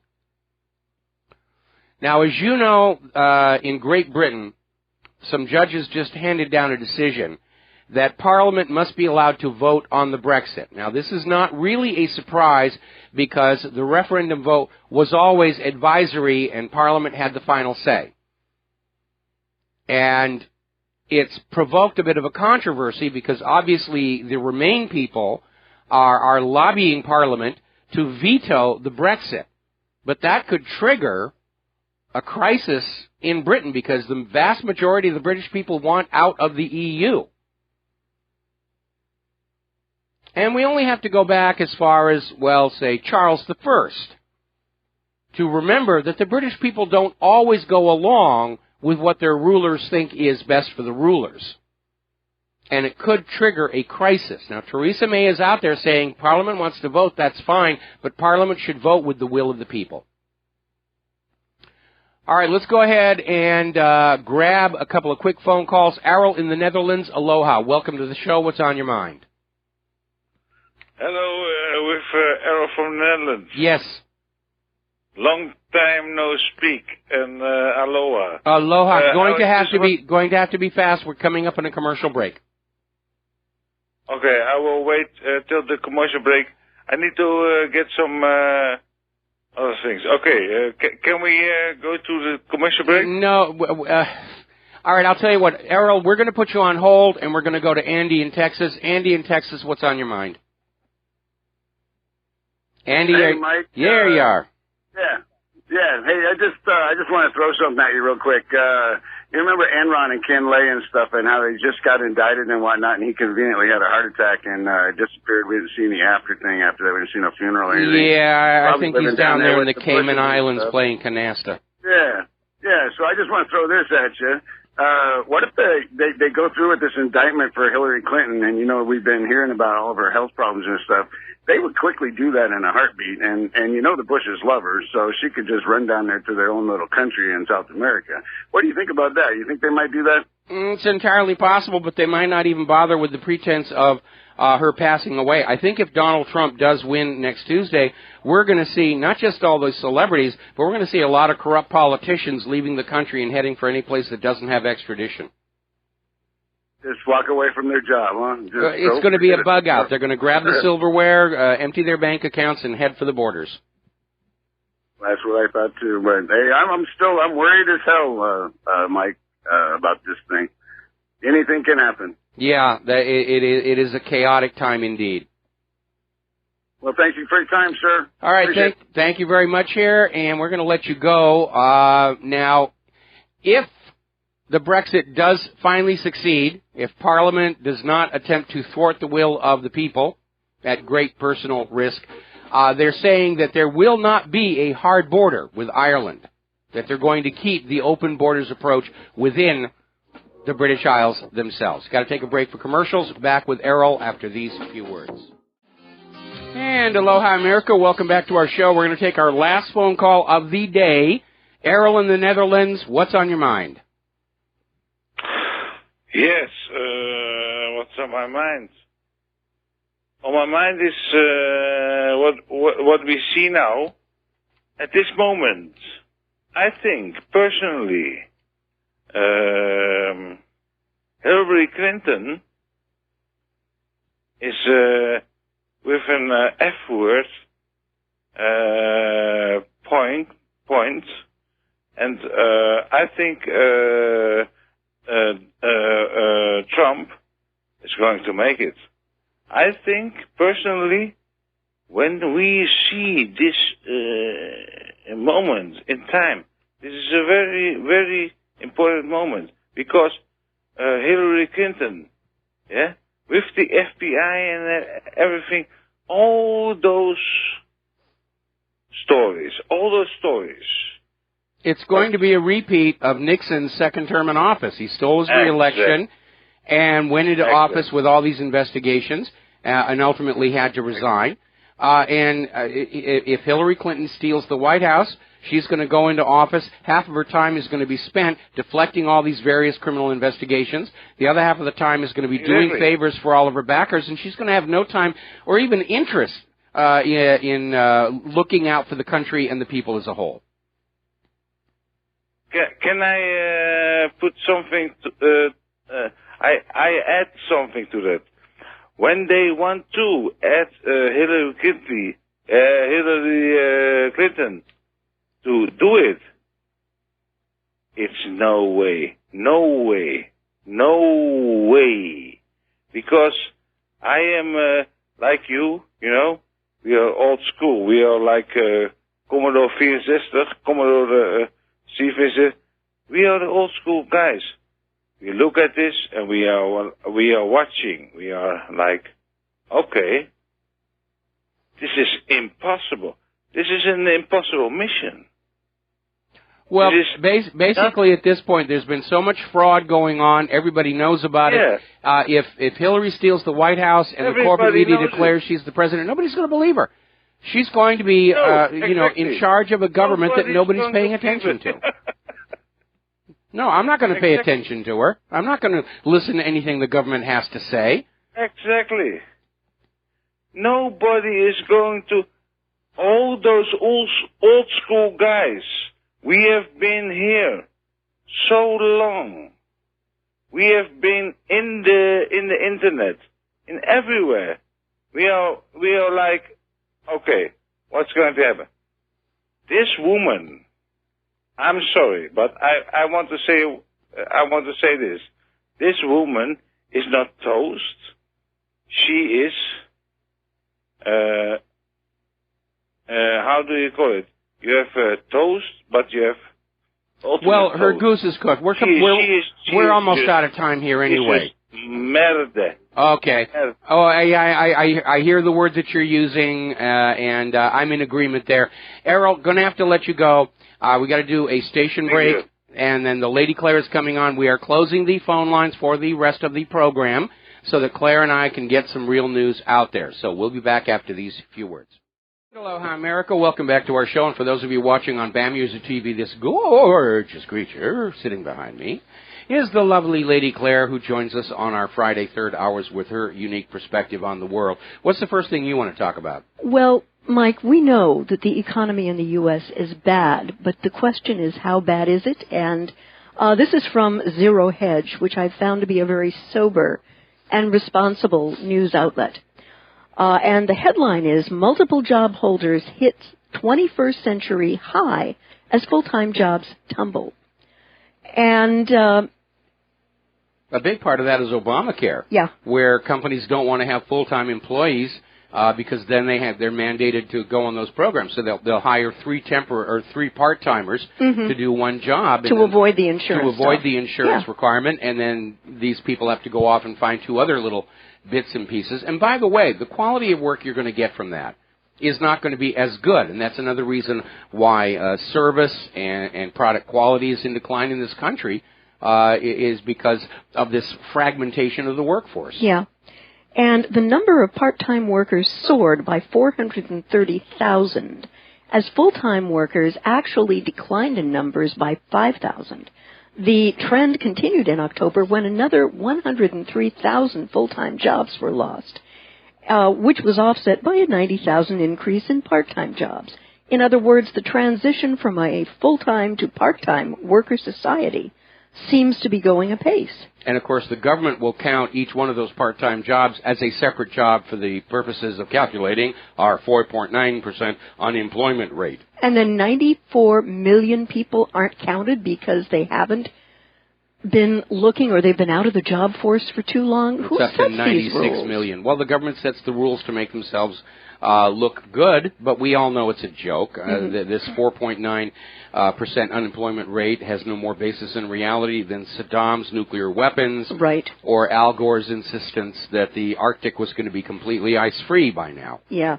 You know, the government just lies to us with impunity. They lie to us they don't have impunity any longer. We know they're lying. Okay, and all right. We have if there's one victory that the independent media can already claim, it's that we have taken away from the government their ability to lie to the people and get away with it. Yes, yes.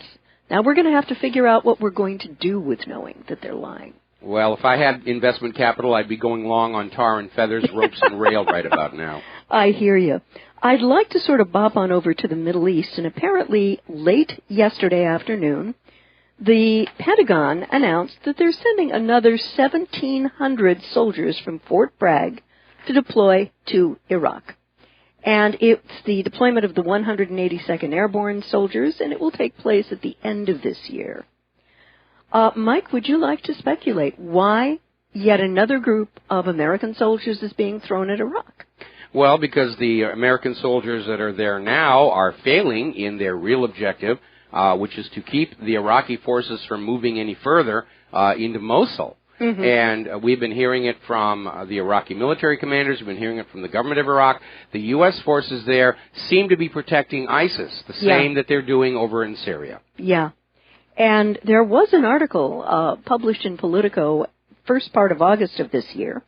And what it said was senior military officials say the city in northern Iraq, which has been under Islamic State control since June, will be enveloped in a complex pincer movement from Iraqi military forces battling their way into the city from the southeast and Kurdish units storming the city. And that storm was supposed to have happened early October and have been over in time for the election. Well, they didn't succeed in that one. Nope, that certainly didn't happen. And also in the Middle East, apparently thousands of Yemenite people are protesting the UN envoy's peace plan. And what they're saying is the plan would legitimize the rebels' power grab. And there were demonstrations in the southern city of Aden and other locations, and they took place yesterday before the UN envoy Ismail Old-Shaikh Ahmed arrived in the capital Sana'a for peace talks with Houthi rebels. And, you know, this horrible war against the Yemenite people is awful. It is also aided and abetted by U.S. sales of weapons and alleged guidance of the bombs that the Saudis are dropping on these people. Well, you need to remember who are the good guys and who are the bad guys here. The Yemenite rebels are actually the people of Yemen who do not wish to live their lives under foreign rule. Yeah. And when they go on out and talk about the people protesting the UN's peace plan, what they're talking about are those who are part of the newly installed regime who realize that if, in point of fact, Yemen goes back under the control of the people of Yemen, they're all going to be out of work. Yep. And so they're trying to put the spin on there by saying, oh, these are rebels. They're not rebels. These are the people of Yemen who want Yemen to be in control of their country. Yeah. And you hear all this, internationally approved government. What is that? Well, it's a label they put on this puppet regime to try and give it some kind of legitimacy. Oh, the whole world agreed we should give Yemen this government. Well, you know something? It is a founding principle, not just of the United States of America, not just of the UN Universal Declaration of Human Rights, but of democracy itself.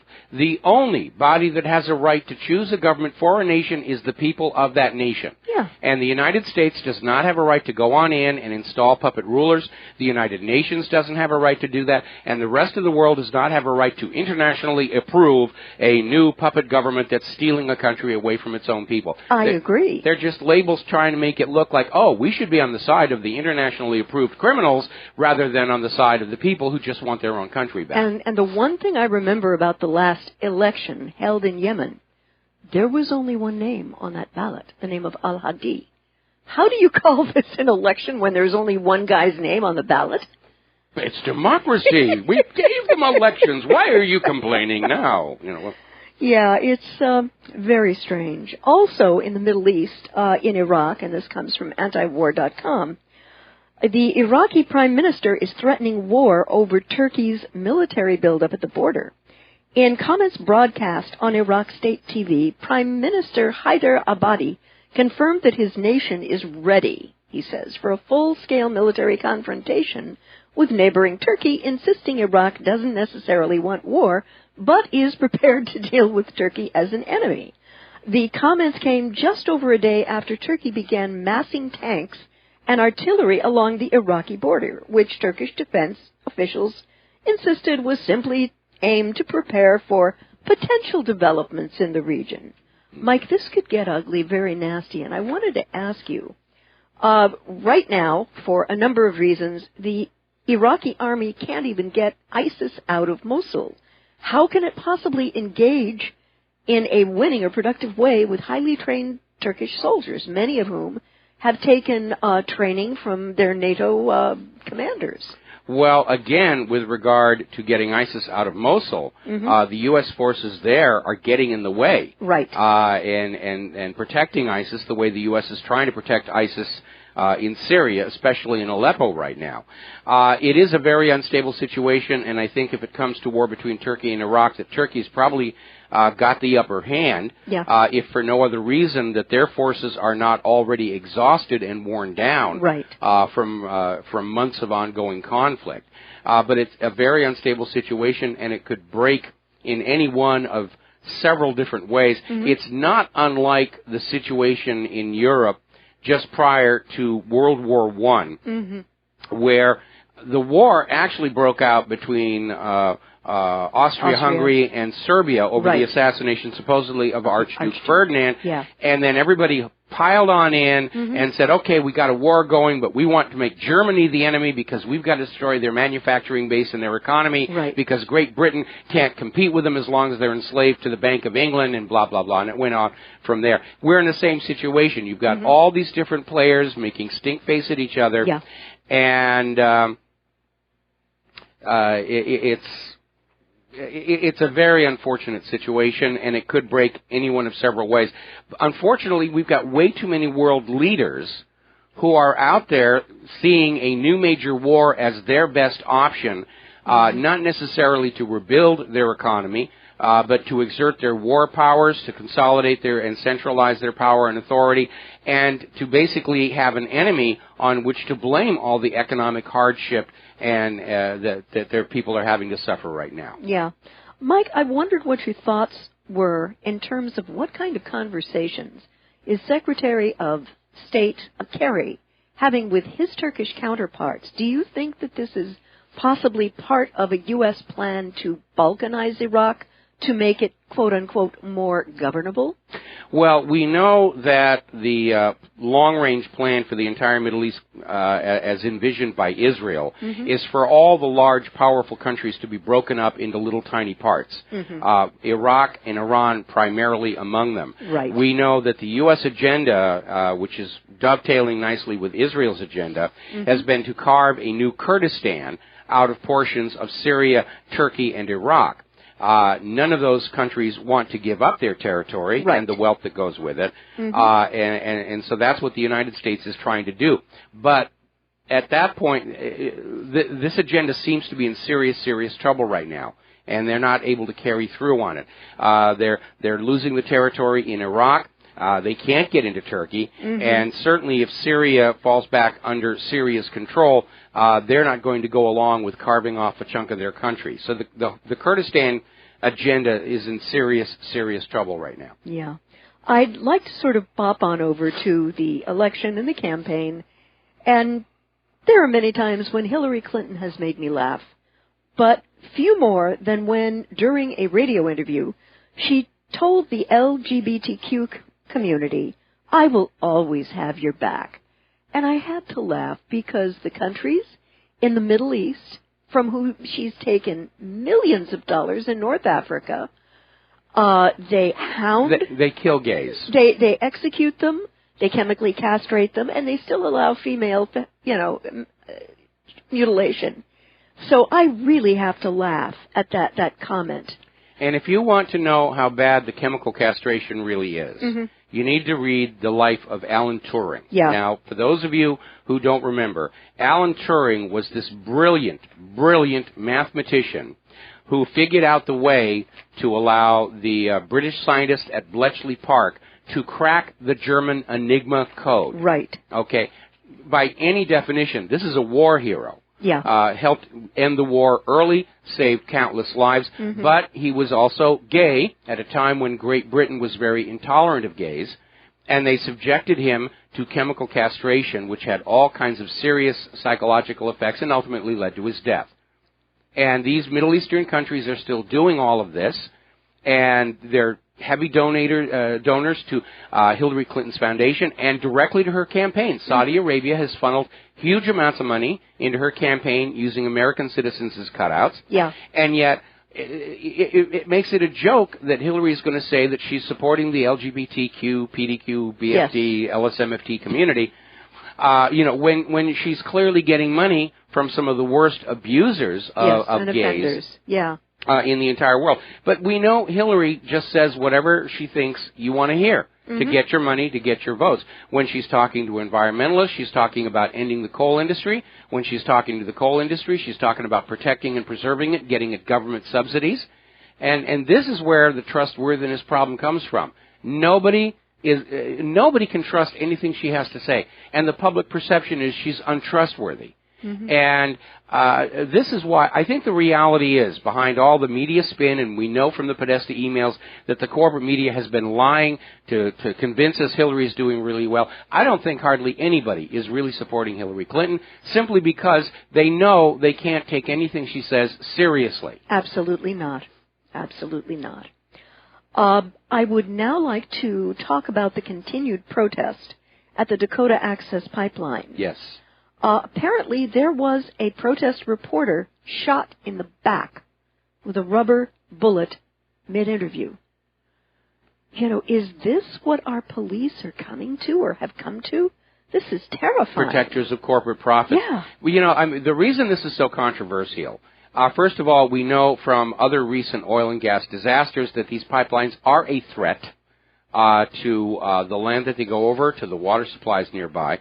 The specific land that this pipeline is going through is important to the Sioux Reservation, not just because of its religious significance, but because it does involve the freshwater supply. Yeah. The Army Corps of Engineers is saying this company doesn't actually have all the paperwork to be building a pipeline in this area, and now we're finding out that this company building the pipeline failed to notify state regulators after finding archaeological remains.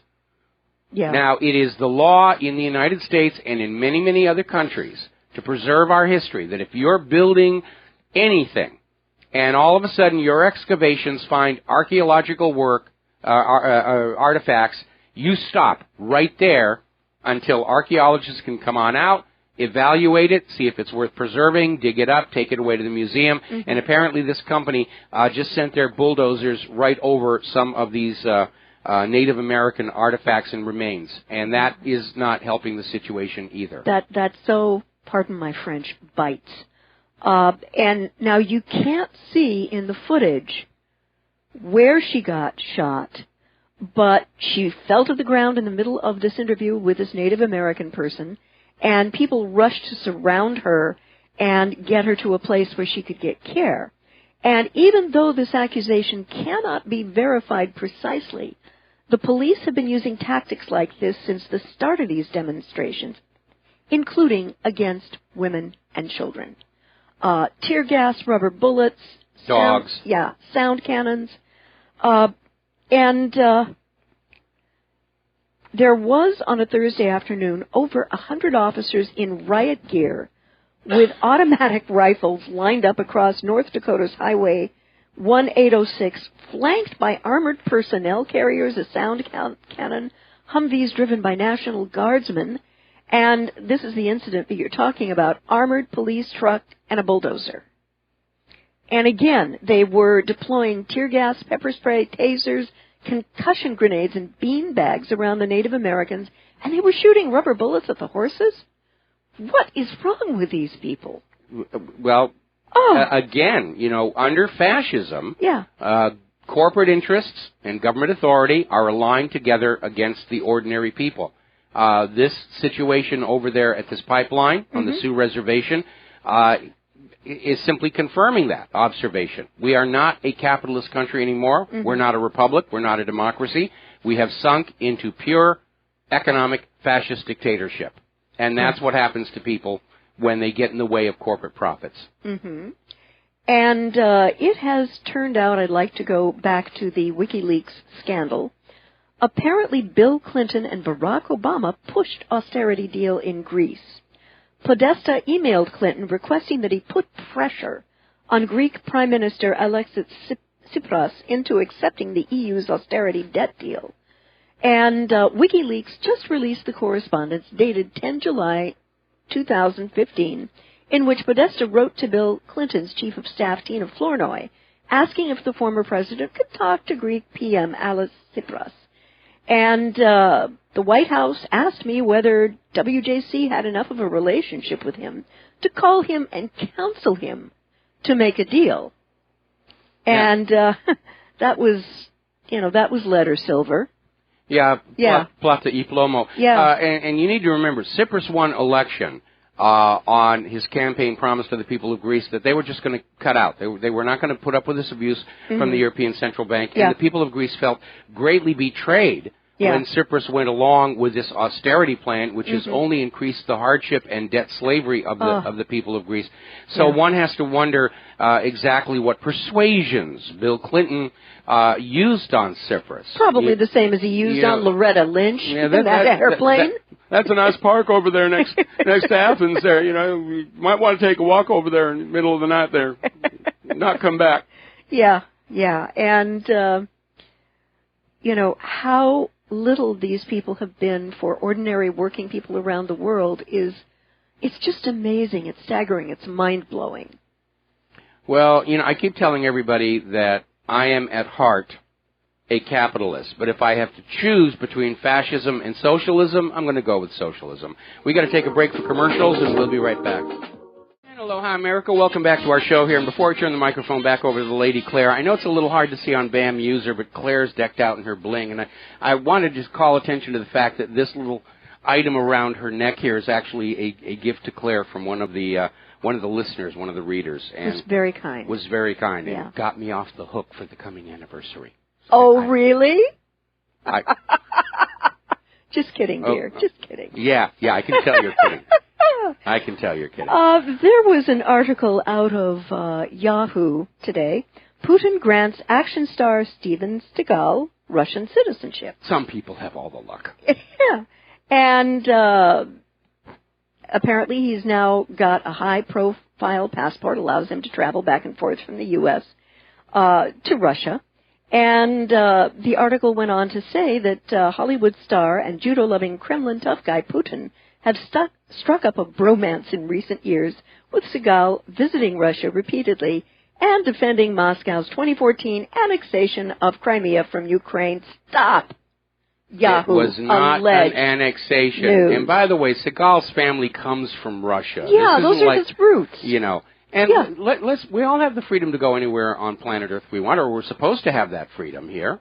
I'd love to visit Russia. We'd love to visit the Hermitage. And apparently the alleged writers for Yahoo have not yet received the memo that the big lie went out with the whoopee cushion and the dribble glass. Now, I promise that I will use small, pre-digested words to explain to them, and in a very comforting voice, I might add, so that I am not accused of microaggressions here, to explain why Russia did not annex Crimea. And Yahoo alleged news every time you pull this stunt. I'm going to call your bluff on it. In March of 2014, the legitimately elected government of Viktor Yanukovych was thrown under the proverbial bus by elements of the U.S., NATO, the EU, and the ECB. And in fact, Victoria Nuland was bragging about it in various of her circles, that we had spent $5 billion with a B, while homeless vets are sleeping in our streets, to destabilize Russia. Ukraine. Yes, Ukraine. Well, they like to destabilize Russia. It's going to cost more than $5 billion. I know. So then Poroshenko got elected in an election that is even more crooked than a dog's hind leg, and was anointed as president. Well, at that point, the Crimean people knew there was no legitimate government in Kiev. So what did they do? They chose a very democratic, UN-approved tactic. It's called, drumroll please, peaceful self-determination. And that is a guaranteed right of all people under the United Nations Universal Declaration of Human Rights. Right. They had a referendum. Yeah. They said, we're out of here. And then they had a second referendum where they said, we'd like to merge again with Russia, which is our historical roots anyway. Yeah, and if the alleged writers at Yahoo understood anything about history, they would understand that the Crimeans were part of Russia until the 50s when Ukrainian native Nikita Khrushchev, anyone remember that name, then president of the Soviet Union, annexed them to Ukraine. But, of course, any seminal understanding of history, coupled with the truth, would constrain these people to write logically. And unfortunately, the Yahooites are pathologically incapable of doing this, as it would seriously warp their narrative of a nasty, rotten Russia doing something geopolitically indelicate, like annexing. Well, Crimea. actually, what it would do is endanger their paychecks. Yes, that too. You know, that the people at Yahoo, in fact, all of the corporate media understand that. You tell the lies you're told to tell, or you will be out of a job. Remember that Fox News synthetic bovine growth hormone lawsuit? It ended when the courts literally said, there is no law that requires the corporate media to be truthful with you, the American people. Therefore, corporate media management can order their prostitutes and correspondents to lie to you, and if they refuse to lie to you, they can legally be fired. Absolutely. That's true. Absolutely.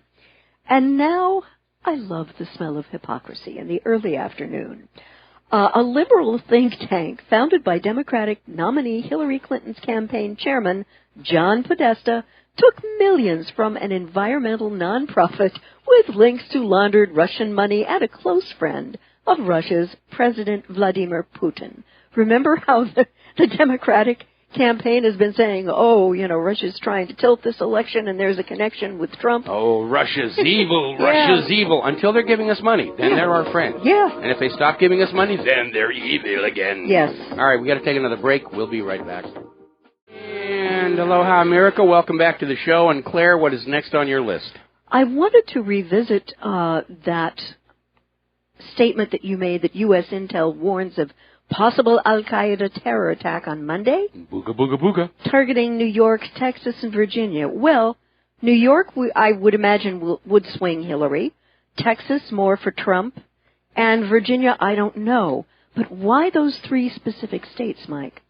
I'm not really sure, but of course the story is already mutating, and now they're saying it's actually going to be a cyber attack. The terrorists are going to cyber attack us on Election Day. Those horrible, horrible Russian Islamic whatever they're going they're going to do here. And I think one thing that might be behind this talk about cyber attack is they're not going to want the independent media talking about all the election fraud that's surfacing.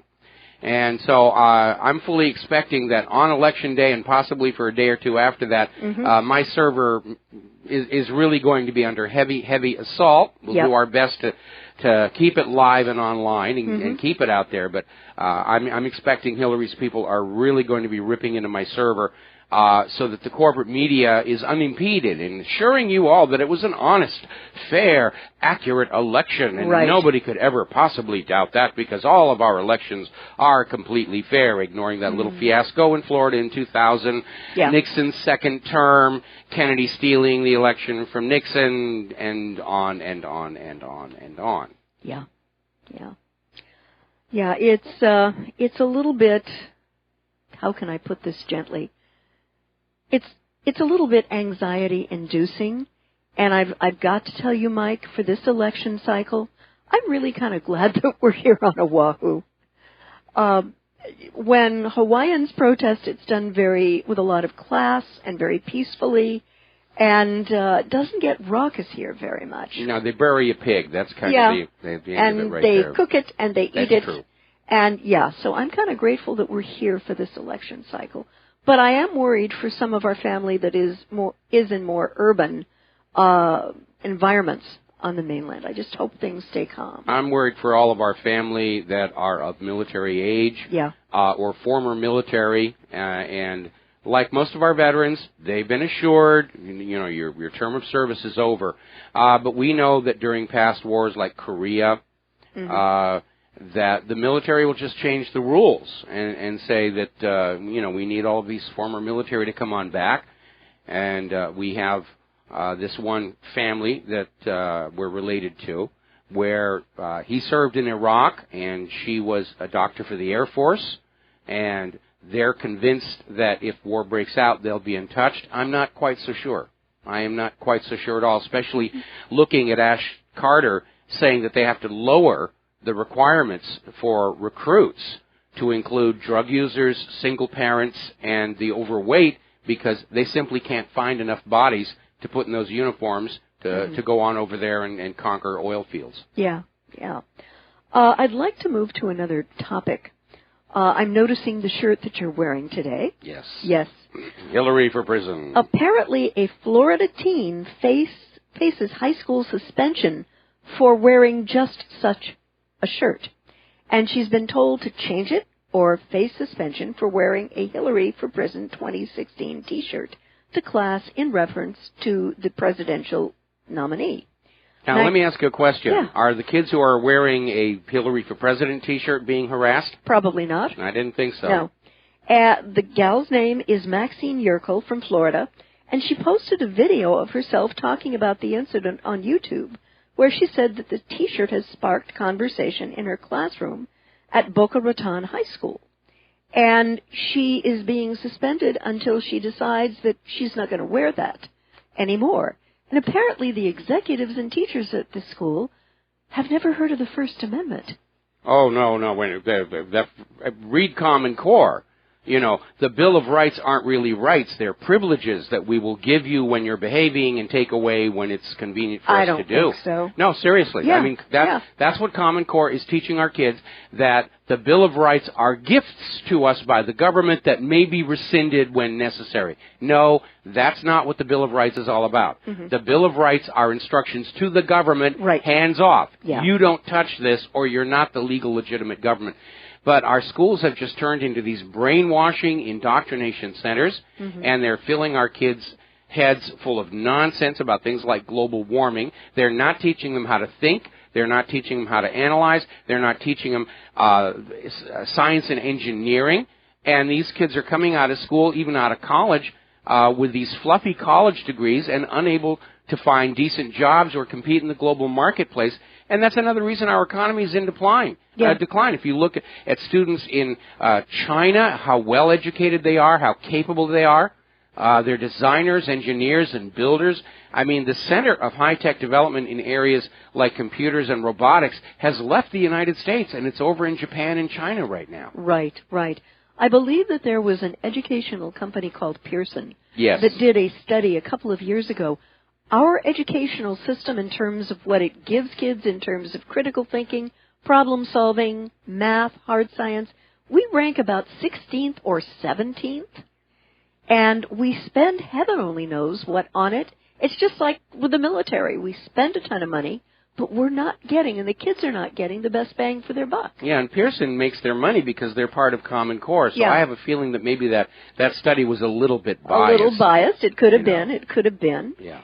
And, but we rank way far away from the Scandinavian countries and the Asian countries in what kids get, I would like to move over, and this is from Blacklisted News, to the issue of how private equity firms are flipping drugs in a price gouging scheme that cannibalizes the entire U.S. economy. And apparently the ravenous price increases that pharmaceutical companies have slapped on their medicines is part of the reason that the U.S. healthcare system is eating an ever larger slice of consumer, corporate, and government spending, and why the rest of the economy is having trouble moving forward. And some of these price increases have turned into scandals with plenty of mouth-wagging by politicians. Mylan got raked over the coals in Congress for raising the price of its auto-injector EpiPen 7-fold since buying it in 2007. Last year, Turing Pharmaceuticals under Martin Shkreli got into hot water over raising the price of just acquired Daraprim 50-fold. Now, private equity firms have figured this out. You can make a ton of money with a basic formula. Fund a newly created outfit that buys the rights to a prescription drug with little or no competition and with stagnant or declining sales, jack up the price of the drug, then flip the company at an enormous profit.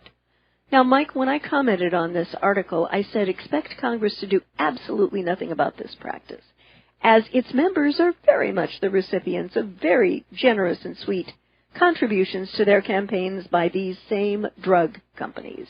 They absolutely are, Yeah. and as a matter of fact, I was trying to scroll through and find this one other article on the same point where one of these pharmaceutical companies has increased the price of their medication by a huge, here it is. Heather Dresch, CEO of the company that makes EpiPens, raised the price from $5 to over $300. Also a huge donor to the Clinton Foundation. Imagine my surprise. Which means she will never be brought under any kind of regulatory control regarding these prices. Yeah. You know, it's open season on the American people. Yeah.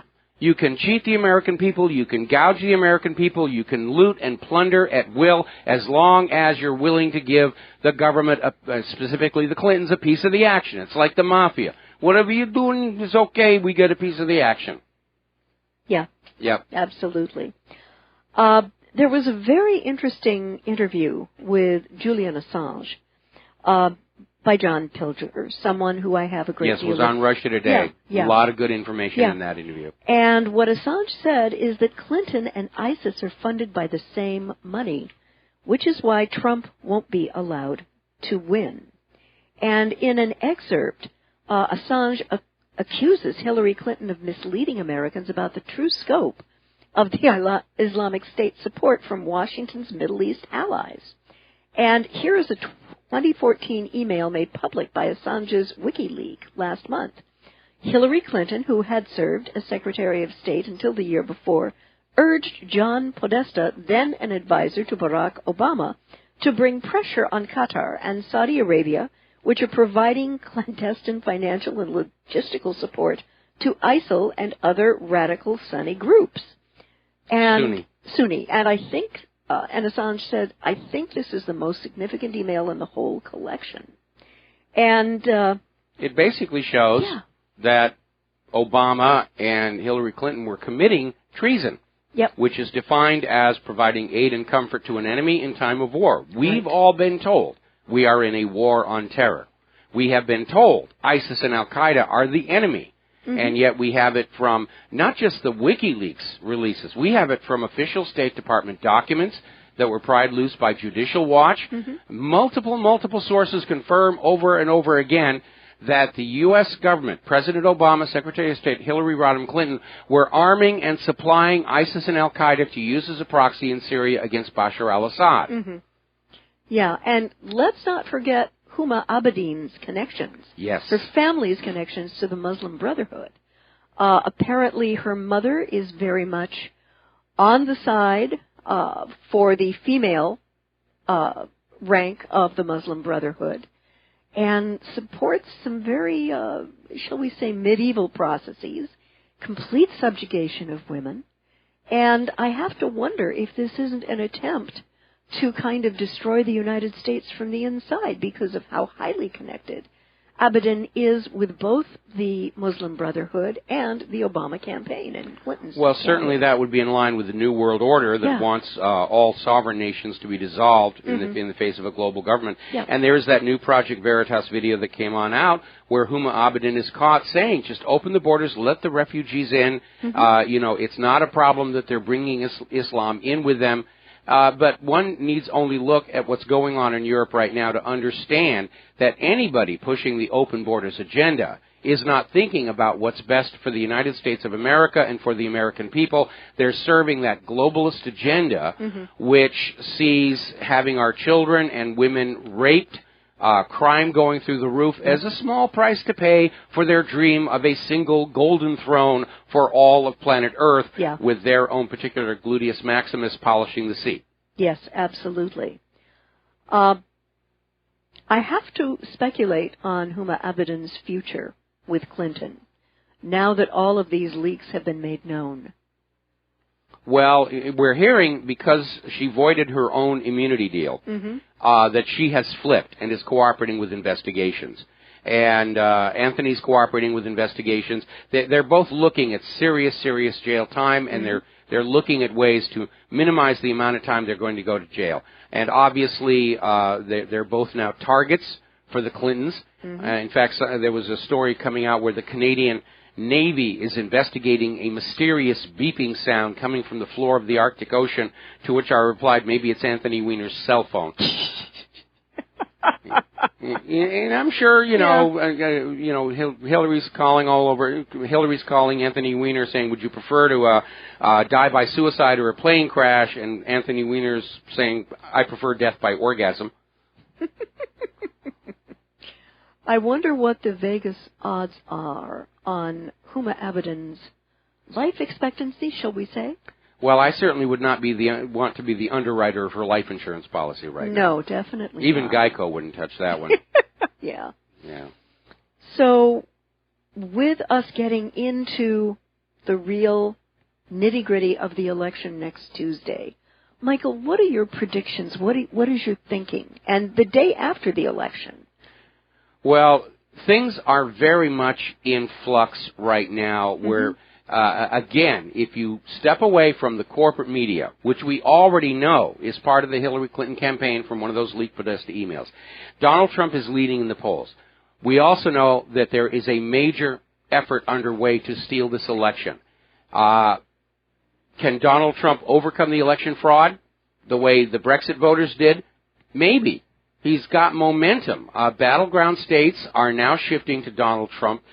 People are finally starting to realize there is something to this corruption and crime of the Clinton family. They can't go on pretending that it's all just a vast right-wing conspiracy. There's way too much smoke for there not to be some fire there.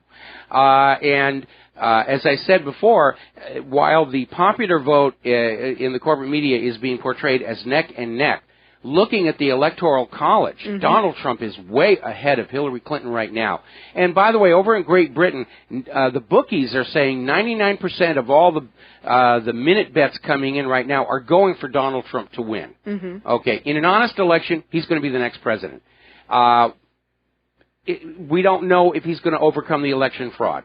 But regardless of how next Tuesday turns out, because both sides have lawyered up, both sides are going to challenge this. We're going to be back in the situation we were in Florida in 2000, and we won't really know who the president is going to be until close to Christmas. They could still try and just assassinate Donald Trump, get him out of the way that way. Remember, we're dealing with a bunch of lifelong career criminals who are very successful at being career criminals, drug smugglers, money launderers, and it's all goes back to that 1980s CIA drug and gun running operation that was really the launching point of the Clintons' political fortunes. And in a lot of ways, I've said this before, we're seeing the same degree of total government corruption today that we saw during Prohibition, when those who were selling alcohol, bootlegged liquor, the rum runners, the hooch, had enough money to literally buy and bribe their way into the highest levels of the U.S. government. We're seeing the same exact thing today, only it's not alcohol money, it's cocaine money, it's heroin money, but the dynamics, the politics of contraband are still the same. Yeah. And apparently, if I recall correctly, the production of opium poppies in Afghanistan has just absolutely gone through the roof this last year. Bumper crops, absolute bumper crops here. I'm surprised they haven't come out with a GMO poppy that grows to the size of a football stadium. And again, we have photos of U.S. and coalition troops guarding and protecting those opium poppy fields and handling, shipping the bags of raw opium. Now, when the Taliban was running Afghanistan, they destroyed the opium trade. If you were caught with a poppy, they'd cut your hand off. And today, business is booming under U.S. rule. Yeah. We'll be right back after these few words. Aloha, America. Welcome back to our show, last segment of our program on this Pauhana Friday, and I have a bit of news and then an exhortation to take you into the weekend here. Now, we have talked in terms of health over the rather interesting situation that the Amish people who refuse vaccines do not get autism. It doesn't exist. Now, the vaccine industry made a big deal. They found one Amish child who had autism and held it up and said, see, there's nothing there. Then it turned out the child had actually been adopted after getting the state-mandated vaccinations. It turns out the Amish also don't get cancer. They're much healthier than the rest of America. No cancer, no autism, rarely gets sick. What are they doing different from the rest of America? Well, they're staying away from all the chemicals. And they're eating what they grow. They're eating what they grow on their farm. They don't have food additives. Yeah. You know, the Amish lifestyle is starting to look really, really attractive. And we put that story out on What Really Happened, and I got a nasty note from somebody saying, oh, you don't want to live like the Amish, and, you know, we've got advantages in society, and you just have to live with the autism and the cancer and all the rest of that. And no, we don't, as a matter of fact. And if the economy does implode, I think a lot of us are probably going to wind up living like the Amish, and it might not be a bad thing. Now, I spent my childhood in farming country, so the leap to living like the Amish do is not all that big for me. Anyway, we're almost out of time, and I just wanted to make a point. You are all Rivero's Rangers. One of these days we'll get badges made up. You are all part of the independent media. This is our last weekend where you can do an outreach to those people you know who still think the corporate media is honest and truthful, who still think Hillary is sweetness and light, and who think Donald Trump should not be president because he made the illegal immigrants feel bad. Take all this information from WikiLeaks. I know you're going to anger the governor of New Mexico by doing so. But take the information from WikiLeaks. There's an article on the front page, the top 100 WikiLeaks scandals.